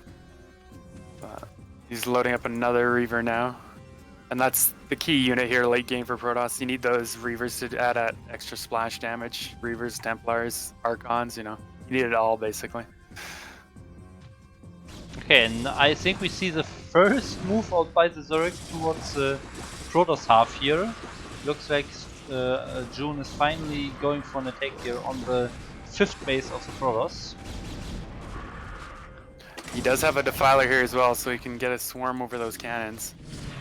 And then should be able to pick this off. Oh, we do have the army coming in. Bunch of probes being transferred at this time too, from both directions. Yeah, and June is not really microing. He could have picked off this Reaver, but he just attack moved, it looks like. So the Reaver is able to kill all those units on the left side, while the Protoss main army kills the units on the right side. But there are more units coming for the Zerg. He's just streaming, just like endless lines of blue all over the map. I don't know. But Protoss is defending this. I don't know though, this Zerg is just, it's kind of what I was talking about earlier. He can just keep making units and sending them now and just non-stop. And they build quicker and you can remax faster than Protoss can at this point. Yes, and especially with those adrenalines now, he's just crushing the Protoss army, and I think Grey Shades has to be very defensive for the next few minutes so that he doesn't lose any bases against the Zerg and can actually remax. He has to be very passive, but actually in the exact same that moment when I say that, he's actually taking his 2 Reavers and flying away from his base. Yeah, I don't know about that, knowing like he just lost his army in front of this base too. Yeah. Like, you gotta expect the Zerg's gonna have a big army here, and he's just morphing a ton of lurkers out here too. Yeah, and I think this means the 5th base is gonna die here. Yeah, the Link's just killing the Reaver, like it's nothing. Oh, there are actually some DTs around, and there's no observer, so no overlord, so those DTs can actually defend this attack. That's funny, and the Reaver is still on the top right. Did he get a lot of damage done with those? Yes, he killed a lot of 14 kills here. And 3 more, so that's 17 on that one Reaver, and there's still another Reaver, so... but he's losing the 5th base after all. And looks like he's gonna get even more drones here. Losing that 17 kill Reaver. The hero Reaver is no more. But he is gonna lose this base himself. Oh, a couple Scourge gonna kill that shuttle on the top right. So this Reaver's days are numbered. Yeah, we do have the Zerg. Sorry, go ahead. Yeah, he's now pushing even into the 4th base now after killing the 5th, so there's just not enough defense. We also saw no Templars actually defending those bases. Usually as a Protoss you want to have some Storms complementing your cannons to defend some Zerg attacks, but he doesn't have that and just loses everything here. Yeah, even a couple of Zealots and Reaver later mixed in is good. Like anything everywhere. You gotta kind of defend a lot of places since Zerg has so much mobility. They can kind of move quicker around the map. And like, we see, I mean, Grey Shades does have a big bank, mostly minerals, but like he could remax a lot of Zealots, I guess. Yeah, but he's just not using it. All the gateways are not producing in the main base. And June's supply is just pretty far ahead at this point. Like we're seeing that turtle style mass drone really come into play here. He just constantly can remax or make units, and he's just slowly overwhelming Protoss here, and I don't think he's gonna have what it takes to defend. No, there's nothing left to defend in a few seconds. Yeah. Yeah, he's down to 1 mining base now, and that base is barely mining too. Almost out of minerals. Yeah, so he's on 6k, he should have added a lot more gateways.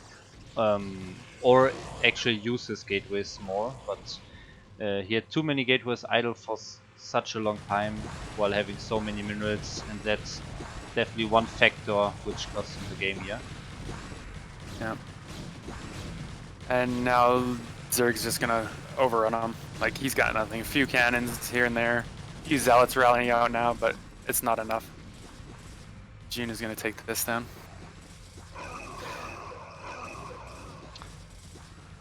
Yeah, and if I zoom out here very much, I can see all the Zerg units streaming in. Actually not anymore. Okay, there's some more in the middle here. Yeah, Zerg's like twice his supply. It's not pretty. We keep seeing all these Protosses lose today. Breaks my heart. Very sad day for Aya. Yeah. Poor Protosses. Zergs are running rapid.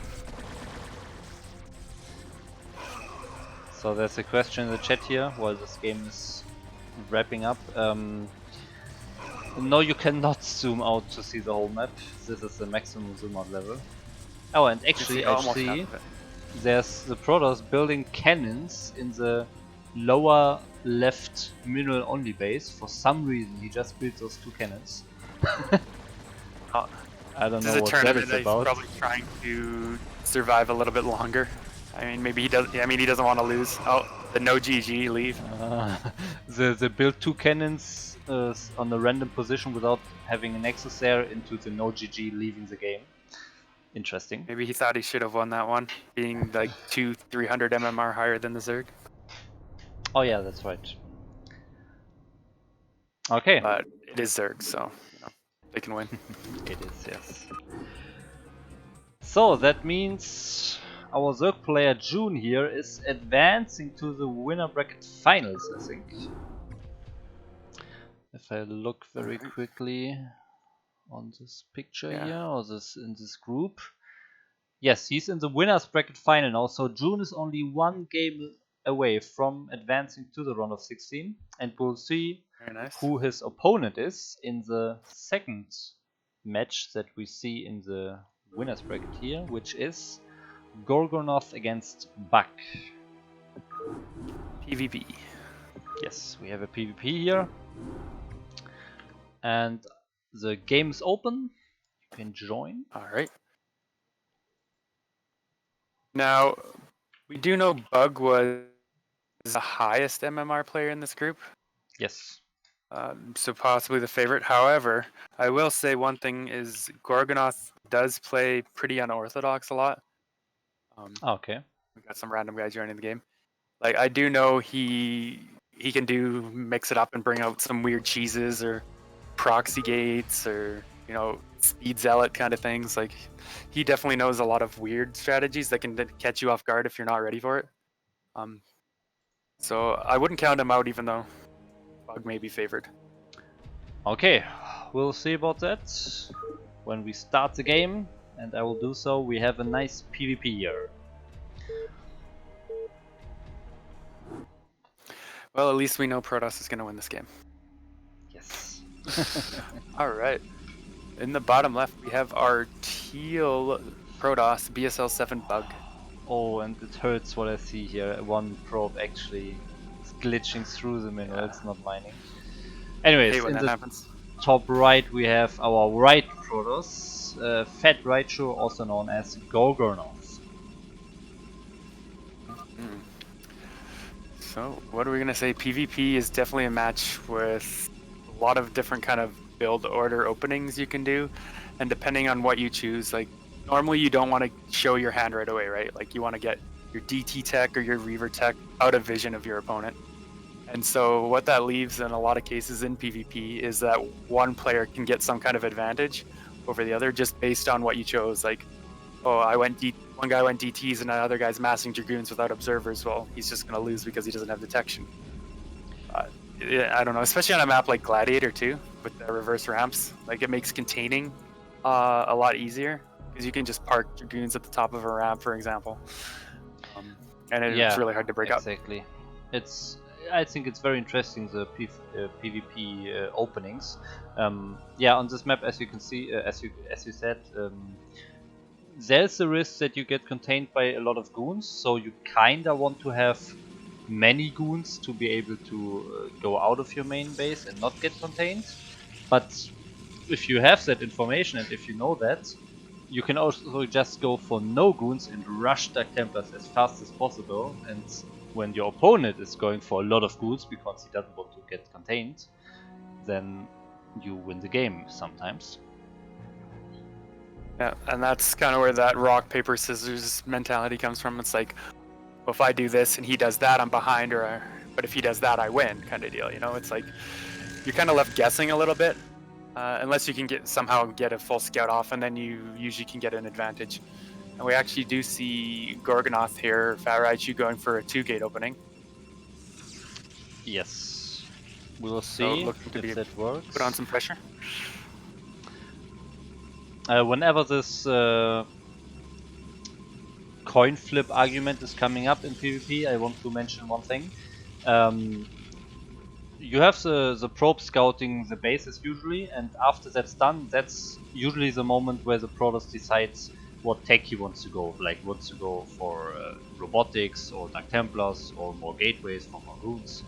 And I think the key to not lose to a coin flip is that you send out your army and be very active with your first few units, so that you can always like go across the map, go to your opponent's base, and actually see what kind of units he has. So then you can see how much gas he spent, how many goons does he have range, is he on only zealots, and all those infos can give you a lot of information about what builds he could have gone for. So if you like take that into account, it's actually not super coin flippy anymore. So I just want to mention that.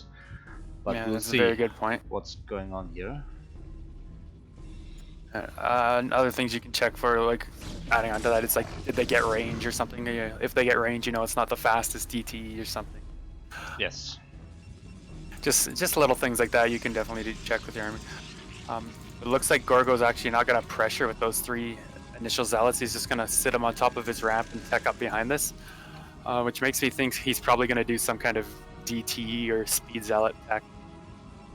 Just because he's like, okay, I don't want you scouting me what I'm doing, so I'm just going to go 2 gate, you're going to play a little defensively, and then I'm just going to, you know, make sure you can't get back into my base so I can do whatever I want.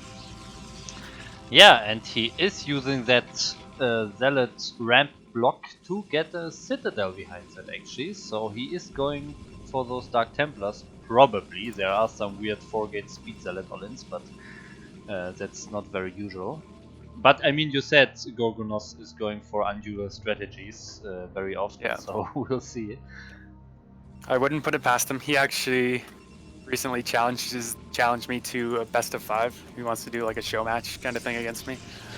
He said he wants some time to prepare some unique builds against me first, though. So I don't know when it's happening. But... I think he's maybe even doing it. He just added the 3rd gateway. So is he getting the Templar Archive? No, he's actually getting the speed. I can't believe it. He's really doing it. This is what I was talking about before the game. Like he'll do things like this, and it'll catch you off guard. Like I've played a fair number of PvPs against him, and while I would say I have a winning record, I've definitely lost to some of his unique, weird cheese things, like something like this. You know, you're just not expecting it. The one thing you're not expecting, and it just hits you. You're like, oh, okay, I guess I'm dead.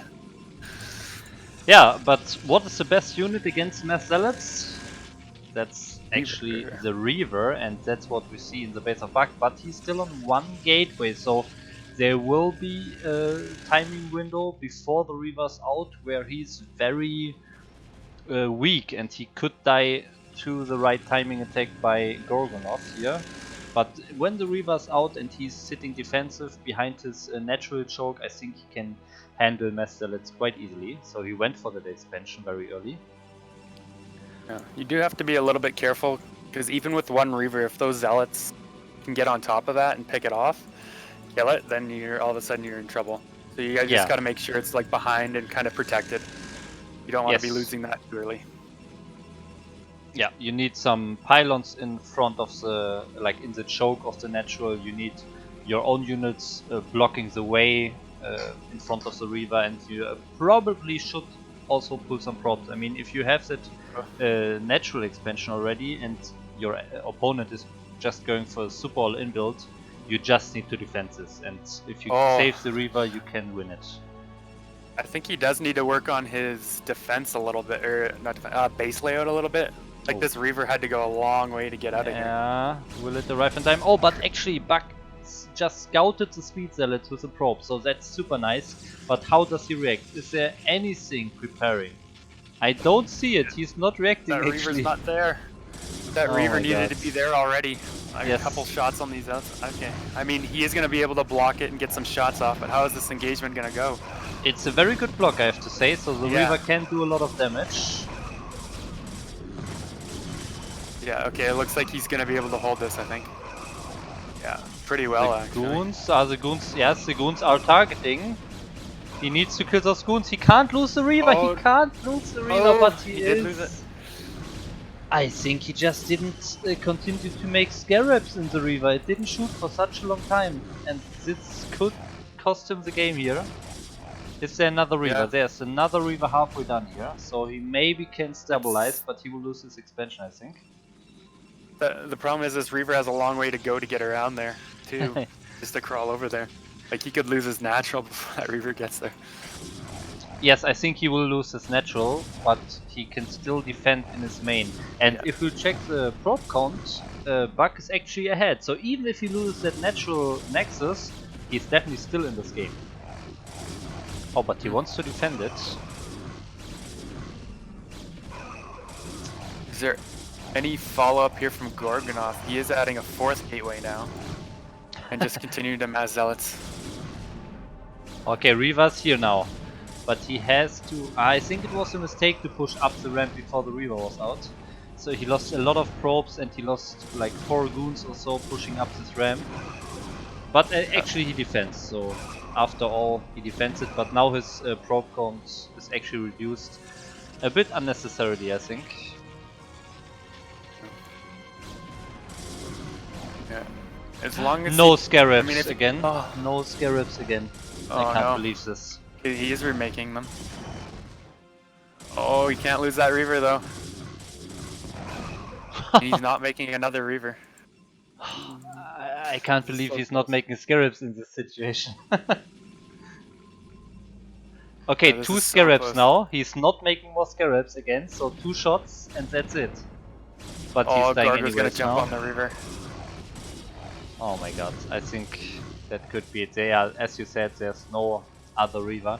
He's trying to go for DTs, it looks like, behind it. There's a Citadel. Or maybe his own speed lots? I mean, he has the same guide count now. If he can get the DTs out and block his ramp, then he can walk across. Like, Gorgo has nothing to deal with DTs. He's pretty all in with these Zealots, but I don't think he's going to have DTs in time to defend, really. Oh, it's going to be close. I don't know. And I think he will lose even more probes here. Oh, yeah. He's probably going to lose too many probes here before he can save himself. He's drilling. The drills are actually really good here. Yeah, that's true. But that also means he's not mining and he can't make a lot of DTs now. He can only afford 1 DT now because he's not mining minerals. And yeah, I mean, his zealots are down and he will just lose all the probes now. It took him a while to start that DT. He does have it started now, but will it be enough? Oh, man.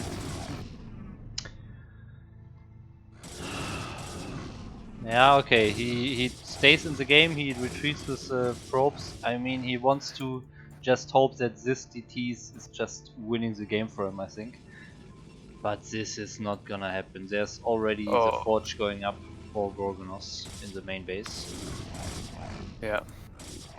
I mean, okay, yes, this DT will eventually kill all the Zealots here, but it's just too much damage. Yeah, yes. And he knows it too. So GG. So, like we said, Gorgonoth, with his tricky play, does take the game off of Bug. Yeah, good job. But I have to say there were some questionable decisions, like or some mistakes by Bug by not making scarabs and pushing up this ramp with all the probes and only 2 goons, like 5 seconds before the Reaver actually was there. Those put him behind a lot, I think. I think he could have defended, like he could have held off if he had just made a few more scarabs. I do think his robo was poorly placed, just making that Reaver have to walk so far to get into the battle. Yeah. Like if that was there when he first hit, he would have killed a lot more Zealots quicker. But as it is, Gorgo does take the win and goes into the final match against June, or the winner's final. Yes, so this game showed that a lot of small little mistakes can add up to a loss overall in the end. And then we got 2 teammates going against each other. Oh, they're teammates, okay. From CPL teammates, yes. Yeah, okay.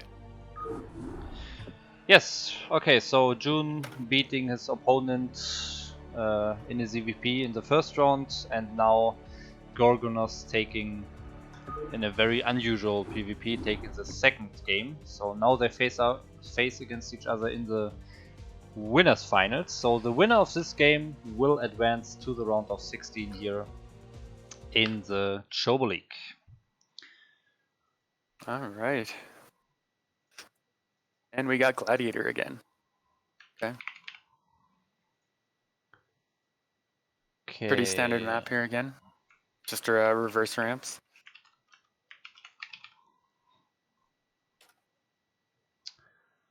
Okay, scoreboard is set up, game is set up, and I think we can start. Alright. Another ZVP. So let's see if June is going for that super drone heavy turtle style again. Or maybe he mixes it up and goes for a fast attack here as a Zerg. Yeah. This is another 4-player map and everything, so I am kind of expecting that he'll do something similar. playing standard, knowing how he plays usually standard. But because him and Gorgonoth do play against each other a fair bit, maybe he'll mix it up. Maybe he'll do something different to try and catch him off guard. And also knowing that Gorgonoth usually plays things a little less standard, he might have to play safer, or maybe Gorg will just do something completely crazy, and June has to react to that, right? So yeah, we'll see about that. We see a probe moving out of the base pretty early, I have to say. We arrived at the spot where it's sitting now at 50 minerals already. And now it's not making the pylon. Okay, yeah, some delays here for sure. yeah, But what is mistimed that. June doing here? Sent a probe too early. Meanwhile, I do have the Overlord, so probably overpool, I would say, from June. Yeah, we have the Overlord building and 200 minerals now, and the drone is moving to build that pool now. And he's scouting in the wrong direction with the Overlords, so he's not going to scout Gorgonos super early, but the same is true for Gorgonos himself. He's also scouting in the wrong direction, so both players with the late scouting information here in this game. And here we do have that Forge first coming out of Gorgonoth, or Fat Raichu. Yeah, even sends out another probe to just make sure that there's no super early pool coming or so. Yeah, I like to do this as well. Like against a 12 hatch, you can get a cannon rush off doing this, or if you got early links coming to your base, like a 5 pool or something, you'll see them coming. Yeah, that's true. Okay, so now the pool is done. There's 3 larva, so only using 1 larva. That's interesting. Okay, and now the Nexus and Hatchery go up at the same time. Okay. And we see more drones for June. So June only making 2 Zerglings to chase away that probe and getting more drones behind it. I guess he really likes drones. Yeah, we saw that from his last game. He loves those drones. He get up to like 70 drones before he started making units. Yeah. But I mean, if you let a Zerg do that, and if you don't punish him, if you don't keep him busy and force him to make attacking units, then the Zerg is just stronger. I mean, Zerg as a race just operates that way, that you can choose to get a lot of drones or a lot of attacking units, and if you let him get a lot of units, a lot of drones, he just has a better economy and can overwhelm you later. So it's very important that you always if you just run a few units across the map and then just turn around. You don't even need to attack, you just turn around when you reach the Zerg base. But that also did some economical damage because he is forced to use his larva for attacking units and not drones. So that's very important if you play against Zergs. Exactly. Like, that's the main idea behind the +1 speed zealot attack. It's not necessarily to do damage, like actual damage, go in and kill a Zerg. I mean, if Zerg is unprepared, sure, but it's mostly to go across the map and force Zerg to make those Hydralisks or units to defend, so they're spending the larva on units instead of drones, and slowing down their economy that way. Yeah. So we have a lair going up and the 3rd base for June here. And for Raichu we have for Gorgonoth we have the core here. Almost done. There's no second gas in the natural. So yeah, I guess he can't get +1 attack upgrades and core this at the same time. Probably a Citadel build then, I would expect. One thing I will note about June's hatchery placement here is can't really take an easily 4th base behind it, so maybe we'll see a little different style, not as turtley as last game. Yes. And Gorgonoth actually not doing anything with that core tech and with his gas, so no +1 upgrade, no Citadel, no Stargate, so it's kinda weird. Okay. At 300 gas now. There is a Stargate now. Okay. We actually saw this from Grey Shades too against June. It's like he got a lot of gas, but he didn't really spend it quickly enough.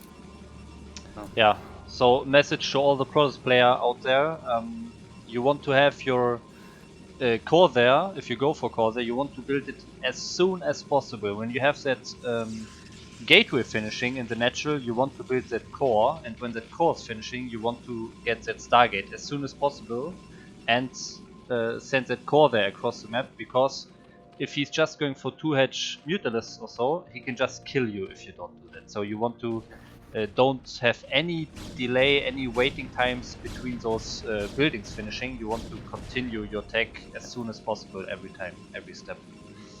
Yeah, very good point. Like early on, especially, that gas is so important. Like you want to spend that gas. I have it. Like your first 150 gas, there's your Stargate. Your next 100 gas, there's your +1. You know, kind of deal.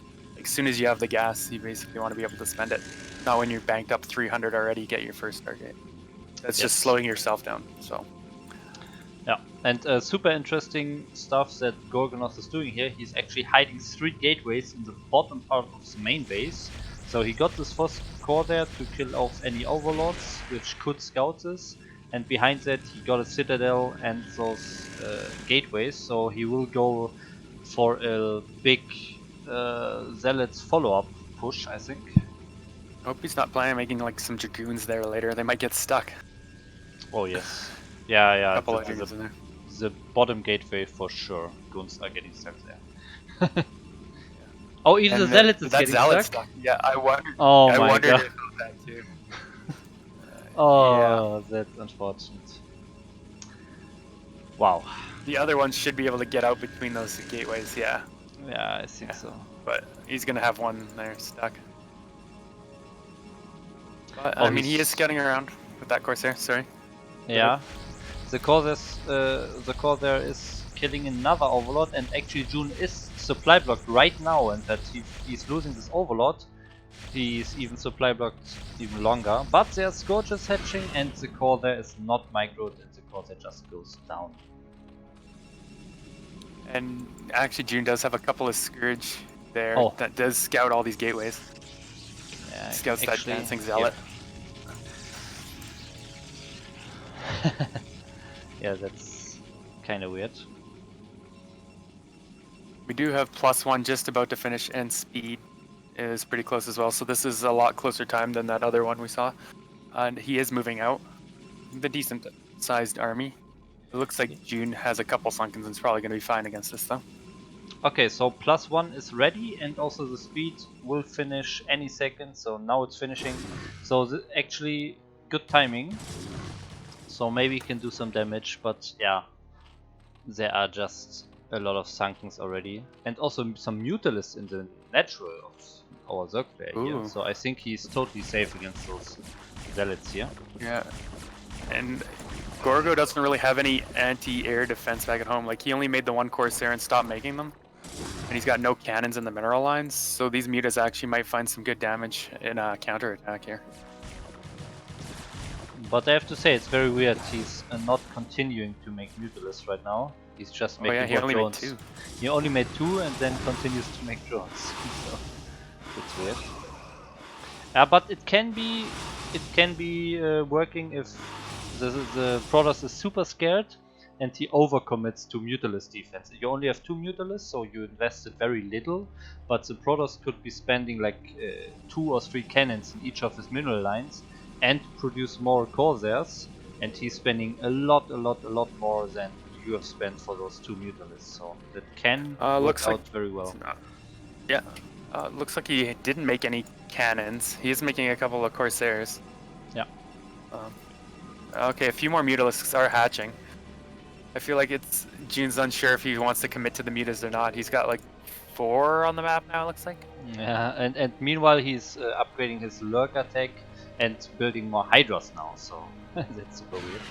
Oh, one Scourge hits that Corsair just as it popped out.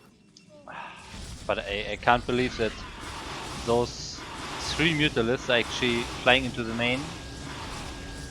I just want to say and do some damage and kill some probes, but then he only attacks the Stargate, so I'm not sure about this. Yeah. I think if he had gone all in mutas, Gorgo just wouldn't have had what he needed to defend. Like, he could have just won the game probably right there, killed too many probes to come back from. Actually, just 1 single kill for those Mutalisks. despite Gorgonos having no defense in his mean lines. So that worked out for Gorgon that way. It looks like he is going to kill one of his gateways now. Because those Dragoons are getting stuck as we predicted. It's still not going to free a Zealot, but... Yeah. Oh man. a bit unfortunate. I kind of feel for him, like, on this map, especially the main bases are pretty small. It's tough for Terran and Protoss. Fit all their buildings sometimes. Yeah. So let's look at the great picture here. Gorgon has actually added the third base and has some cannons defending it already, but June scouting it right in this moment. But yeah, the cannons are already up, so I don't think he will be able to break that. It's also very far away from him. He basically has to travel through the rally point of Gorgonos, so I don't think he will be able to kill the third base.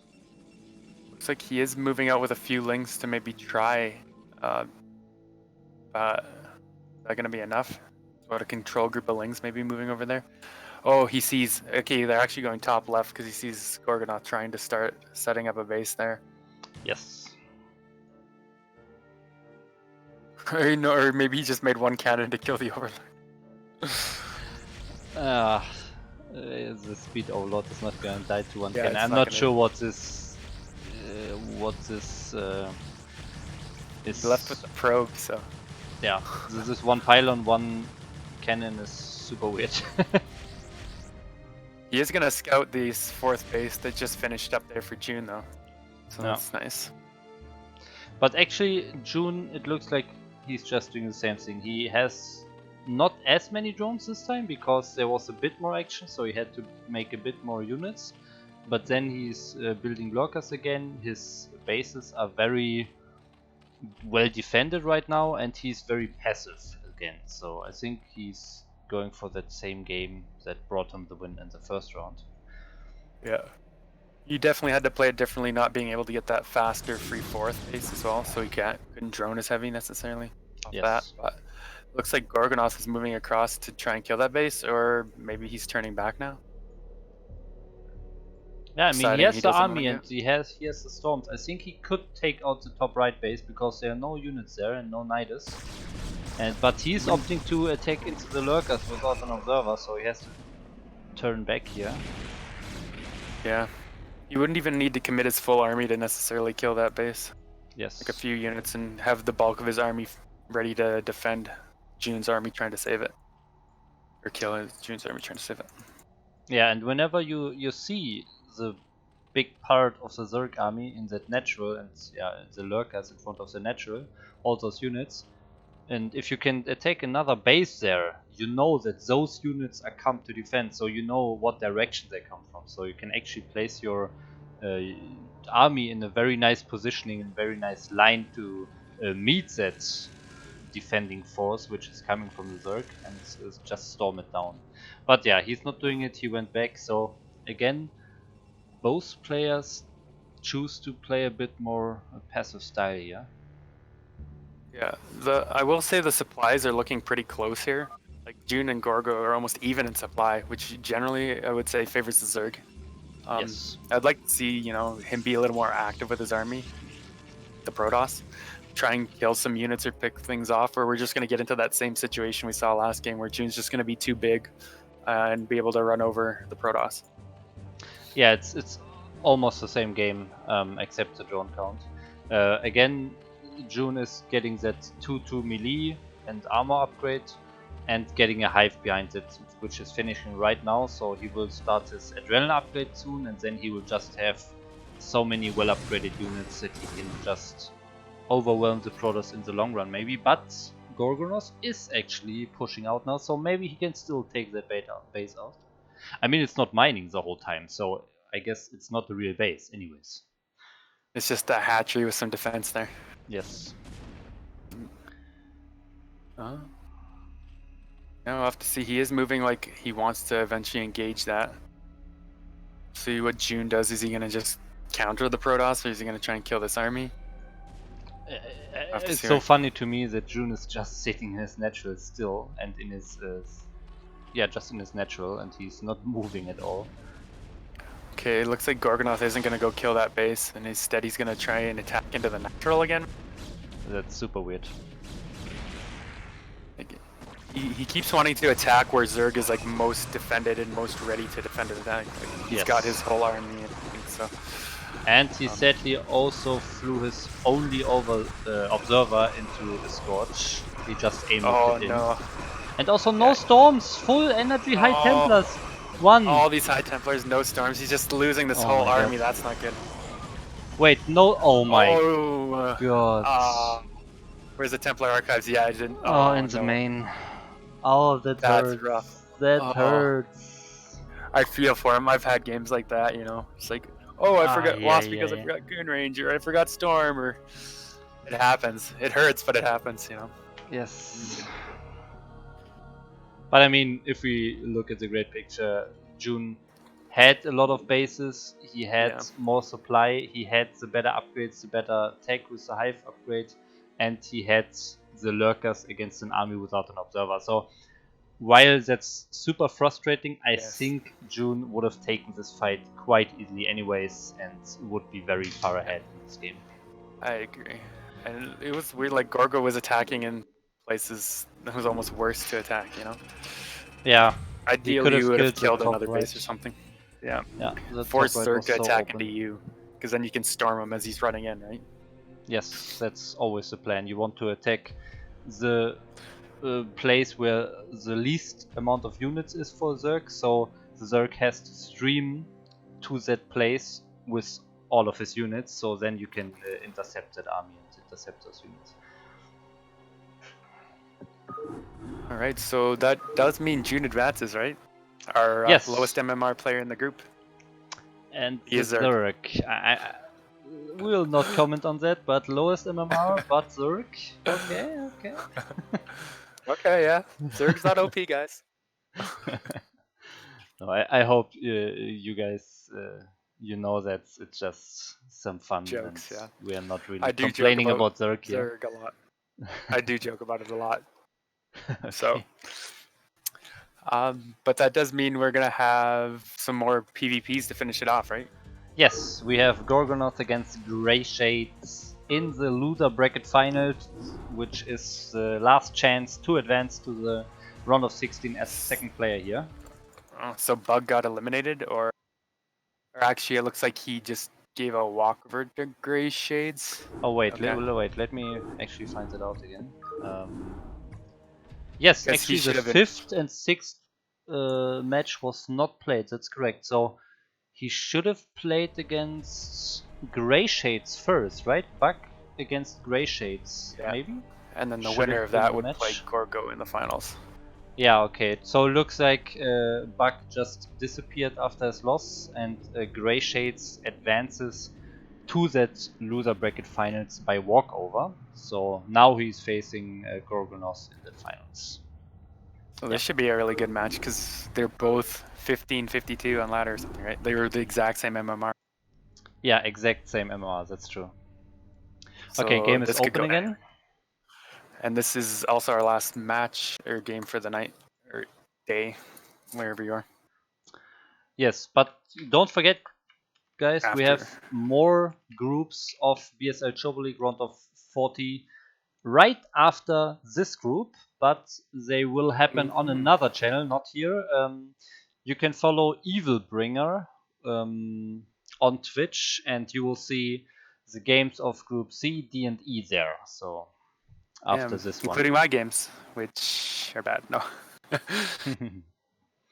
I don't know. I would definitely will be tuning into that. Yes. Okay, I'm fixing the scoreboard here very quickly. Oh. And we do have Gladiator again. Okay. And now I will start the game. So, who will join June in the round of 16 from this group? Is it Gorgonoth or Grey Shades? We'll find out now. Alright, so in the bottom left we have our purple Protoss, MasterReY aka Gorgonoth. And in the bottom right, same MMR, our Danish brothers, Grey Shades. Who's now pink. Alright. So, wait, actually this pink this is a new color, right? So I believe it is, yeah. so I guess this was played on the the color version Okay. after the color patch, but Yeah. he did not choose to pick gray as a color. That's weird. Yeah. And I will say this. I think this was the only game in the round of 40 that was played after the color patch. I just happened to know Okay. that this game was delayed by like almost a week. They played this game almost a week after, just because Grey Shade was in Europe. They were having a hard time coordinating a time for the match, so they played this like 2 days before the next Sunday or something on a Friday. Or I don't know. Okay. One thing I do want to know, or I'm interested to see, is Gorgonoth going to do his, that speed zealot thing again? Is he going to mix it up and do something different? I don't know. Yeah, we'll see about that. He's scouting after the pylon very quickly, and Grey Shade is just not scouting at all, even after the gateway he's not scouting. Oh, okay, now he decides to move out. Okay. Yeah, so far no super weird stuff, no proxies, and both players scouting the wrong direction, so both players maybe can deny the other player from scouting because they have a unit ready. We'll see. Yeah, it's always nice if you can get a scout off of your opponent and deny theirs in this matchup too. You can be sure they're not doing anything cheeky while you can tech up faster yourself. Be like, oh, I'm going to get my Robo out before my range or something just to get that faster Reaver. Or, Citadel out before range to get that faster DT, whatever you want to do. Yeah. We are having that 2 gateways coming out though, again from Gorgonoth. So, is he going to put those 3 zealots back on the ramp and then tech up behind it again? Maybe he's just doing the exact same thing. We'll see. So far, it definitely looks like it. But yeah, okay. First zealot is out now. So will he move across the map or will he just stay on the ramp? That's the question here. Okay, looks like it's staying. Oh, he's placing it very carefully, like it moved around and wiggled a bit from left to right, so I think he tried to find the perfect spot to block the incoming scout probe. But I don't think it's possible with one zealot on this ramp. Is it? I think you can. One, maybe. Even still, I wish he would have placed it a little bit higher, just so he had vision of the high ground there, so he could see the probe coming in or whatever. With 2, he can definitely block this. Super weird decision here. Grey Shade's actually sending out another probe from his main base to scout that last position, while sending the probe that he just had in the top left back to his main base. So I wonder why he did that. That's weird. Yeah. Like, I don't know what that accomplishes. Wait, and now he's moving to the middle of the map with that probe? What is he gonna proxy here? Something here? Or he's scouting for a proxy there? Yeah, I don't know. It's a bit weird. Okay, he's going for a second gateway himself before any additional tech. Okay, so and what do we find for Rachel? At this point he added the Citadel after having 3 zealots to block the ramp. Now he added the Citadel, and he's actually doing the same here. He still could go for DTs, but I'd be willing to bet he's going for speed zealots again. Yeah, actually he's making 2 Dragoons. This is definitely a change from last game, so maybe he's going for DTs this game. So yeah, it's definitely 2 more goons than last time. What, Dragoons in a PvP? You gotta be kidding me. Oh, but yeah, 3rd gateway going up, so I guess it is speed zealot anyways.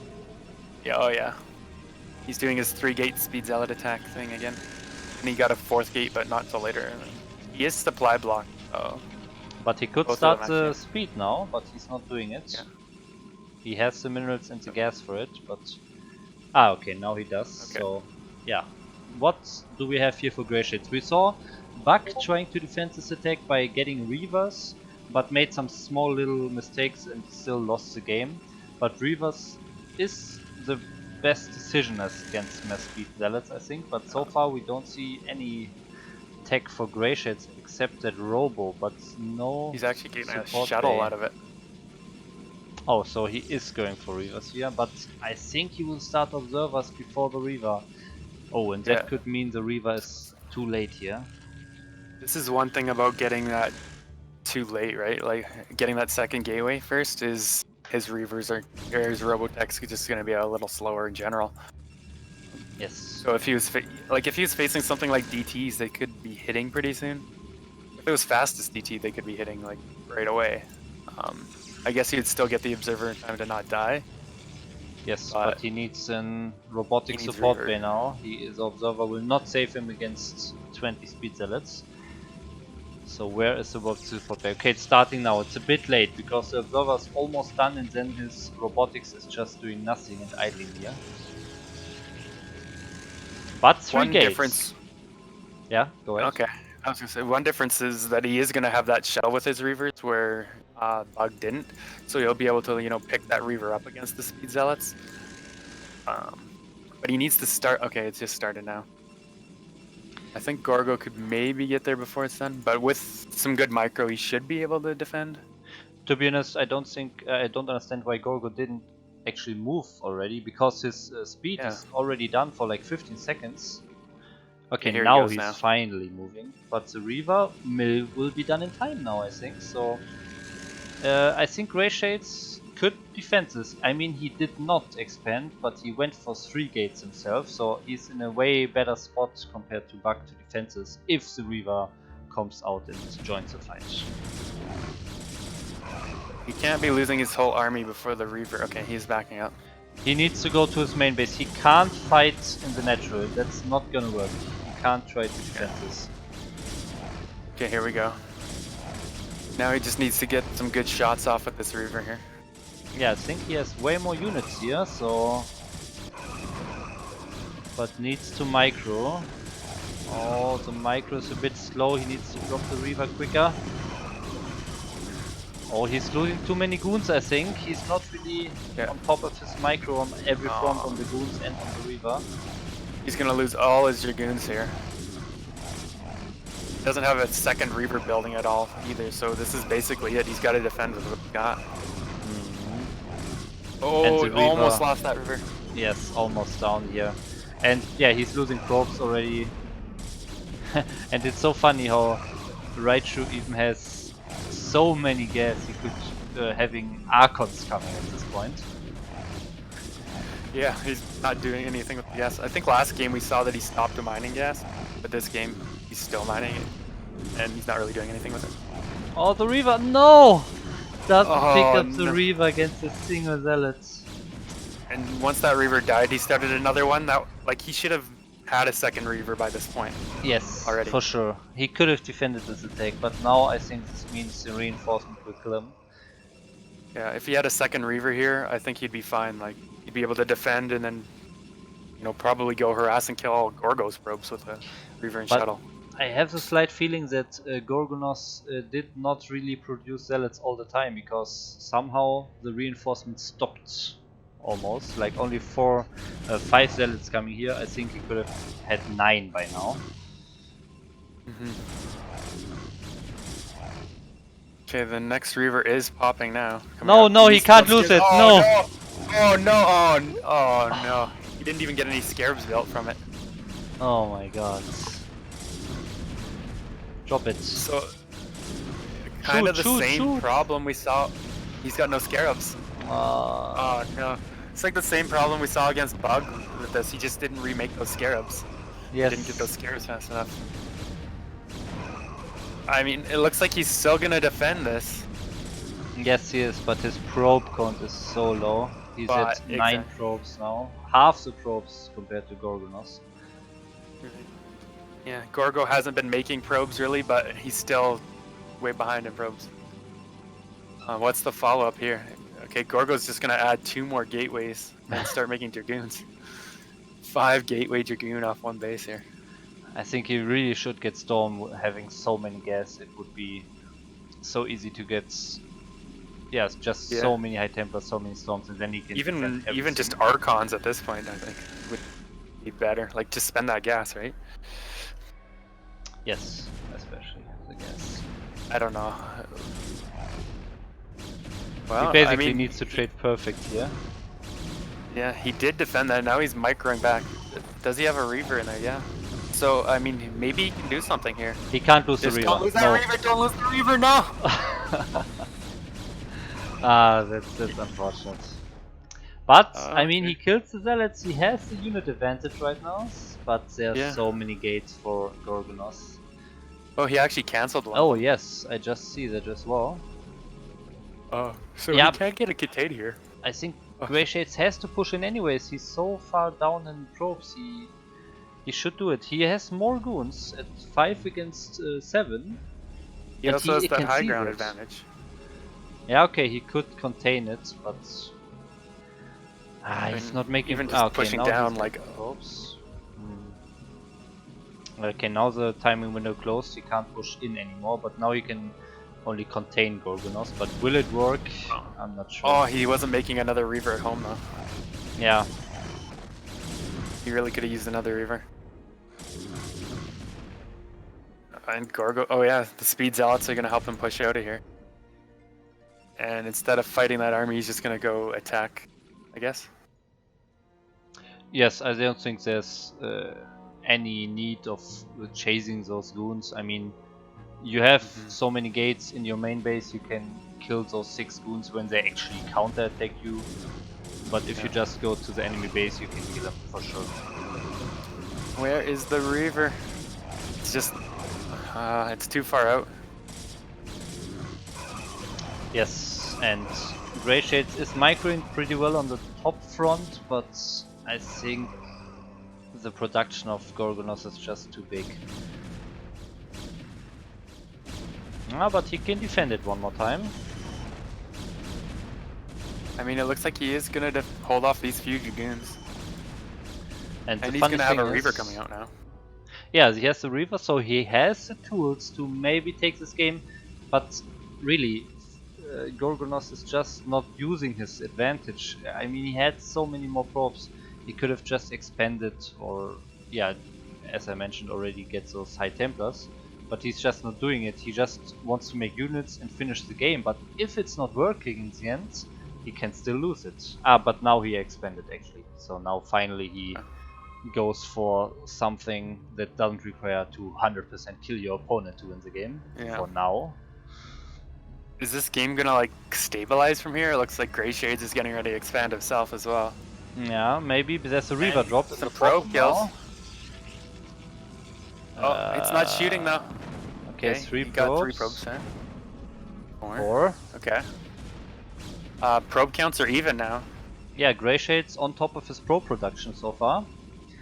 So it looks like he could come back, and he has a lot of minerals now. He needs to make some units in his gateways. Okay, he did. Very nice, very nice. So where's the Reaver? The Reaver needs to join up with the goons if he wants to commit for an attack. He can't lose the shuttle, can't lose the Reaver. Oh, Reaver in an awkward position here. Yeah, and losing a Dragoon there for free. He needs to use now that it's a Reaver good on position. Oh, but the goons. Oh, the shuttle is not near the Reaver. I think he can. Reaver. Yes, he picks it up in time. But I mean, he lost his whole army. Yes, yes. Yeah. Oh, I don't know about this. Unfortunate. And now Gorgo does have that natural base mining for him. I mean, it looked like Grey Shades was going to be able to hold back in the game, but now I don't know. We saw a couple similar mistakes against Gorgonoth's build in both PvPs he was in. That just kind of cost them, you know? Like, they were so close to being able to defend in both games. I think but he can still defend it. I mean, he has some goons and he has that Reaver coming from the top. Yeah, he really needs to baby that Reaver and get some good shots off, though, I think. Like, these Zealots are just marching through again. The Reaver's not getting used. It's just sitting there.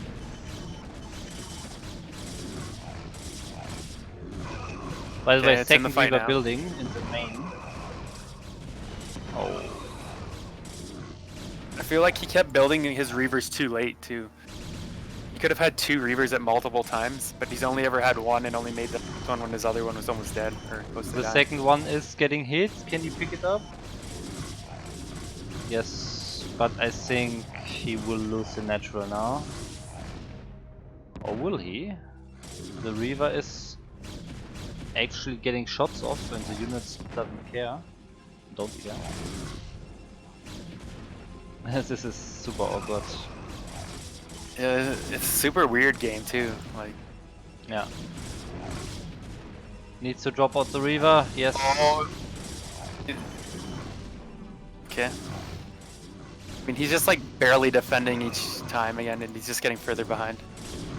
Yeah, I mean, Gorgonoth isn't really making probes behind this, but yeah, he has the commands, the Nexus. Made a couple. Natural. Yeah. All the Reaver. Ah, nice, picks it up this time. So actually, he defends this attack and has 2 Nexi building probes. And we saw before that Gorgonoth is not someone who builds probes a lot, and Grey Shades kept up the probe production very well. So maybe he can fight back, but there's really, big root coming. Will he defend this attack though? I don't think so. He's gonna lose those Dragoons, and he has like a half killed Reaver in that shuttle. At least it has Scarabs, so that's one thing going for him. Oh no, you can't lose that Reaver, no! It's 1 hit from death. I don't think it matters at this point anyway, but... That's his only hope. One more shot, and there it goes. And there's no more production in any of the gateways or the robotics, so this is really the end. This time he's not going to defend his attack anymore. He's pulling the probes, anything, and he loses the shuttle. He's trying his hardest. He doesn't want to lose this game and be eliminated, but it looks like I think Gorgo's got it. Fat Raichu's gonna take it down. Yeah, GG. And that, ladies and gentlemen, means that Gorgonoth, aka Fat Raichu, is advancing to the BSL ChoboLeague round of 16. So congratulations there. Yeah, I've seen some comments in the chat about the players being quite bad, but I want to say, yeah, first of all, as Averti already said, both players are basically here. You can see them here on the BSL ladder. They are both at or between 1.5 and 1.6k, both of them exactly the same MMR. And you always have to remember that not, or if you are a player which is not very high on the ladder, for example, like over 2k or so, you're not playing tournaments very often, and tournament setting can be very stressful, and you can be very nervous if it's your first or second time. And I mean, everyone is just making mistakes, but if you're in the game, it's actually very hard to think about everything. And I think if you watch most players just as an observer, you always notice a lot more mistakes than a human can actually notice about himself in a game. So yeah, just very true. Just what I want to say here. I know I was nervous in my BSL games, like getting into them. I felt like I played terrible, but I always feel that way whenever I play in a high pressure match, CPL, BSL, anything. Yeah, just like so I just feel like I play worse. I'm very happy that we have those tournaments. If we wouldn't have those tournaments, we wouldn't see those players playing. But then it would be a lot more boring. We just see the highest player playing. That's of course nice. But if we never see any lower ranked players playing, or in general have this active scene which is organizing stuff for the lower ranked players, then we'll actually have a scene which is dying because only the top pros survive, and that means yeah, it will die at some point. So I'm very happy that we have those tournaments and we can see those players playing, and yeah, they can be nervous, they can just play more tournaments and improve, and yeah, it's nice. Okay. So, to wrap up the group, to repeat it again here, we have actually Gorgonoth advancing to the round of 16 together with June, our Zerg player. So we have one Zerg, one Protoss joining the round of 16.